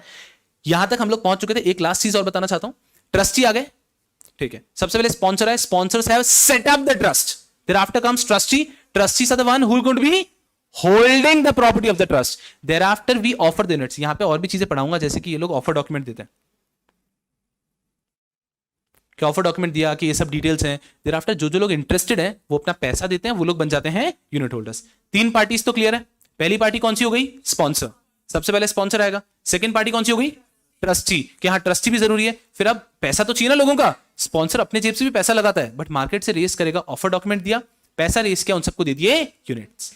But these people, among all of these people, nobody is an expert of real estate. कोई रियल एस्टेट का एक्सपर्ट नहीं है, तो यहां पे they have to appoint a real estate का एक्सपर्ट। आपको याद आ रहा है म्यूचुअल फंड में यहां पे जिसको अपॉइंट करते हैं उसको क्या कहते हैं? एसेट मैनेजमेंट कंपनी या फिर फंड मैनेजर। फंड मैनेजर उसी प्रकार से यहां पर भी आता है हमारा एक investment manager. Investment manager structure same है। ये इन्वेस्टमेंट मैनेजर होता है, ये भी एक कंपनी हो सकती है। ये होता है who is an expert of real estate. Fund manager is an expert of share market, वैसे this guy is an expert of real estate, so that the entire money eventually comes on to him and thereafter he invest. And trustees का काम इतना सा होता है कि इस पे नजर रखना। स्पॉन्सर वो सेठ है, वो सेठ है जो बिजनेस स्टार्ट कर रहा है, कर दिया उसने, ठीक है, उसने रीड स्टार्ट कर दिया, उसको मार्केट के क्रेडिबल लोग चाहिए, इकट्ठे कर लिए ट्रस्टीज। लेकिन ट्रस्टीज और स्पॉन्सर जरूरी नहीं है कि इनको एक्सपर्टीज हो इन्वेस्टमेंट का। Then they appoint a wonderful investment manager. I will tell you, बस आप ऐसा समझो, जो यूनिट होल्डर्स हैं वो जब इन्वेस्ट कर रहे हैं तब वो, समझना मैं जो कह रहा हूं, इन लोगों के भरोसे पे और इस व्यक्ति के एक्यूमेन पे, भरोसे पे इन्वेस्ट कर रहे हैं कि ये व्यक्ति दिमाग अच्छा लगाएगा तो इन्वेस्टमेंट सही होगा, और ये लोग भरोसेमंद होंगे तो इन्वेस्टमेंट होगा। अदरवाइज तो ये लोग लेके भी तो भाग सकते हैं, not that easily, because there are regulations, but eventually उन्हीं के नाम पे तो ओन किया हुआ है। तो इनके भरोसे पे और उसके एक्सपर्टीज के ऊपर लोग डिसाइड करते हैं कि हमें इन्वेस्ट करना है नहीं करना है। So whenever see you compare with a mutual fund, in mutual fund you see fund manager, कि फंड मैनेजर अगर बहुत भारी है तो इन्वेस्ट कर देते हैं, बिकॉज म्यूचुअल फंड के इंडिया में इतने स्ट्रिक्ट रेगुलेशन है, सब कुछ फाइट में होता है। आई मीन म्यूचुअल फंड के अंदर you invest through your demat account only, you can invest without a demat account as well, but majority invest through a demat account. तो वहां पे ट्रस्टीज की इंपॉर्टेंस कम हो गई है। आपको समझ में आ रहा है क्यों? क्योंकि भरोसे का प्रॉब्लम ही नहीं है ना, कोई आदमी म्यूचुअल फंड का पैसा लेके भाग ही नहीं सकता है, तो भरोसे का प्रॉब्लम ही कम है, इसलिए ट्रस्टी की इंपॉर्टेंस थोड़ी सी कम हो गई है, और पूरा का पूरा वेट किस पे जाता है? फंड मैनेजर पे। कि जितना अच्छा फंड मैनेजर, उतना आप सोचना आज की तारीख में राकेश झुनझुनवाला आपको मिल गया कि वो फंड मैनेजर है, तो you will be ready to invest your money ना, बिकॉज उस व्यक्ति का उसका वर्थ उतना है, हमको लगता है। आज की तारीख में रीट में भी दोनों इंपॉर्टेंट है, इन्वेस्टमेंट मैनेजर भी इंपॉर्टेंट है और ट्रस्टी भी इंपॉर्टेंट है। जनता दोनों को देखती है कि हाँ भरोसा भी रहना चाहिए और पैरेलली साथ साथ में परफेक्ट व्यक्ति भी होना चाहिए। These are basic parties of real estate investment trust. And इस तरह से रियल एस्टेट इन्वेस्टमेंट ट्रस्ट में हम आगे बढ़ते हैं। अब हम प्रोविजन पढ़ते हैं हर एक चीज के। जब हम पढ़ेंगे SEBI real estate investment trust regulation 2014, तब मैं आपको पढ़ाऊंगा हर एक के प्रोविजन। ऑफर डॉक्यूमेंट की भी प्रोविजन है। अरे ऑफर डॉक्यूमेंट गोल्डन प्रोविजन क्या होता है मुझे बताओ, किसी को गोल्डन रूल ऑफ प्रोस्पेक्टस पता है क्या? क्या बात है, yes, the golden rule of prospectus is, ना तो प्रोस्पेक्टस में कुछ फॉल्स होना चाहिए, ना ही प्रोस्पेक्टस में कोई इंपॉर्टेंट चीज ओमिट होनी चाहिए, जिसको हम प्यार से बोलते हैं, ना तो प्रोस्पेक्टस में कुछ झूठा होना चाहिए ना ही कुछ छूटा होना चाहिए। वही गोल्डन रूल यहां पे भी आ जाएगा ऑफर डॉक्यूमेंट में। ना तो यहां पे कुछ झूठा होना चाहिए, मतलब फॉल्स मिसलीडिंग नहीं होना चाहिए, ना ही कुछ छूटा होना चाहिए, मतलब कोई भी मटीरियल चीज ओमिट भी नहीं होनी चाहिए। तो ऐसे ऑफर डॉक्यूमेंट पढ़ेंगे। फिर हम पढ़ेंगे कि स्पॉन्सर की मिनिमम होल्डिंग कितनी होनी चाहिए। क्या स्पॉन्सर पूरा रेस कर रहा है तो कम से कम इतना पैसा तो स्पॉन्सर ने खुद ने लगाना पड़ेगा। जैसे कंपनी में आप पढ़ते हो ना मिनिमम पब्लिक शेयर होल्डिंग 20% की, याद आ रहा है? अरे याद है ना, आईसीडीआर में एक टॉपिक होगा, झाग आ गए होंगे घर पे, ऐसे जाके बैठे होंगे जिस दिन पढ़ा होगा, 20% की मिनिमम होल्डिंग होती है। वही टॉपिक यहां पे पढ़ेंगे कि स्पॉन्सर ने इतनी होल्डिंग होनी चाहिए। फिर इन्वेस्टमेंट मैनेजर की एलिजिबिलिटी पढ़ेंगे कि भैया इसके पास इतना एक्सपीरियंस होना चाहिए, इसके पास कम से कम इतने पर्सनल होने चाहिए जिनके पास इतना एक्सपीरियंस हो, वो सब पढ़ेंगे। और ट्रस्टी के लिए बेसिक चीज पढ़ेंगे, the trustee should be registered under either the debenture trustee regulation और रीट रेगुलेशन, बस, और पता भी नहीं चलेगा और ये खत्म हो जाएगा। आई पे गेटिंग अ फेयर आइडिया? मजा आ गया, अरे मजा ही आ गया। चलो यस यस यस, आप लोग क्या करो, अरे बेशर्मो कुछ कॉपी पे लिख रहे हो? नहीं सर बोला था चिल करेंगे। एक नोटबुक निकाल लो, बस ये पेन डाउन कर लो, मुझे बहुत ही खुशी मिलेगी। अरे यार ये किसी को मैं 1-2 दिन में एक बार डांट वाट दूंगा, ठीक है ना? मुझे अच्छा लग रहा है, बहुत टाइम हो गया मैं डांटा नहीं किसी को, ठीक है? Yes we will. So everyone on YouTube, अरे यार ये क्या गंदी, ये स्पैमिंग कौन करते हो यार, मत करो यार, हे भगवान।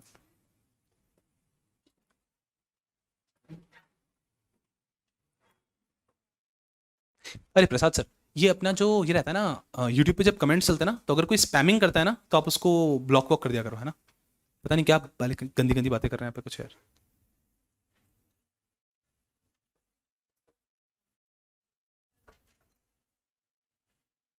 क्या है ये?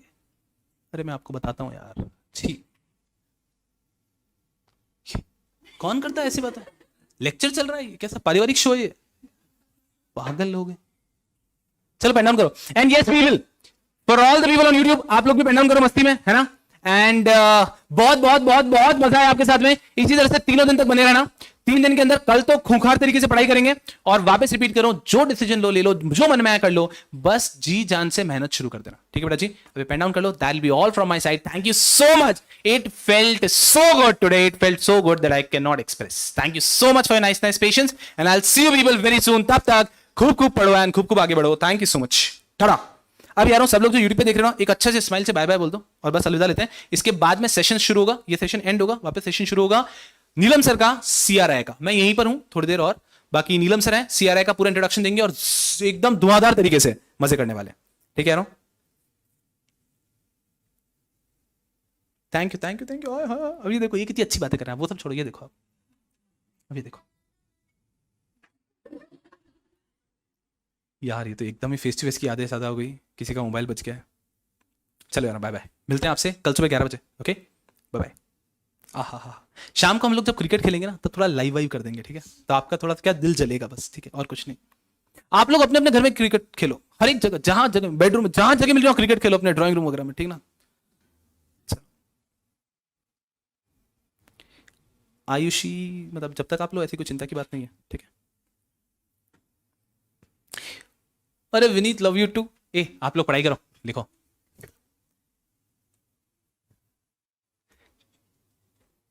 चलो कर दो। Thank you so much, thank you so much यार, मजा ही आ गया। मैं आपको सच बता रहा हूँ, यूट्यूब लाइव में आता रहता हूँ, बट यार इनकी अरे यार मजा ही आ गया, मजा ही आ गया। हा बाय बाय बाय। सर बारिश ना हो जाए, बेशरम बच्चे, मतलब सही में उनसे सहन नहीं हो रहा कि हम लोग यहाँ पे थोड़ा सा चिल कर लेंगे। यस पूजा, वैसा हो सकता है सर। आपके लाइव लेक्चर में मेरी फ्रेंड बैठी है पूजा, उसको पूजा कौन है यहाँ पे? ओह माय गॉड, क्या फेमस हो मैम आप।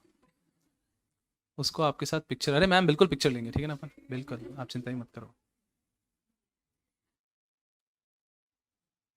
चलो गधो, पेन डाउन हो गया क्या यारों? सो that will be all for this session यारों। मजा आ गया, ठीक है, मजा मजा मजा ही आ गया। ऐसा बस मेरा दिल ना फिर जाए, मैं face to face batch announce ना कर दूंगा, डर है मेरे को, ठीक है। चलो यार संभालता हूँ मैं अपने आप को, आप लोग भी संभालो, जी जान से मजे करो। अपने बीच में एकदम मस्ती से घुल मिल लो।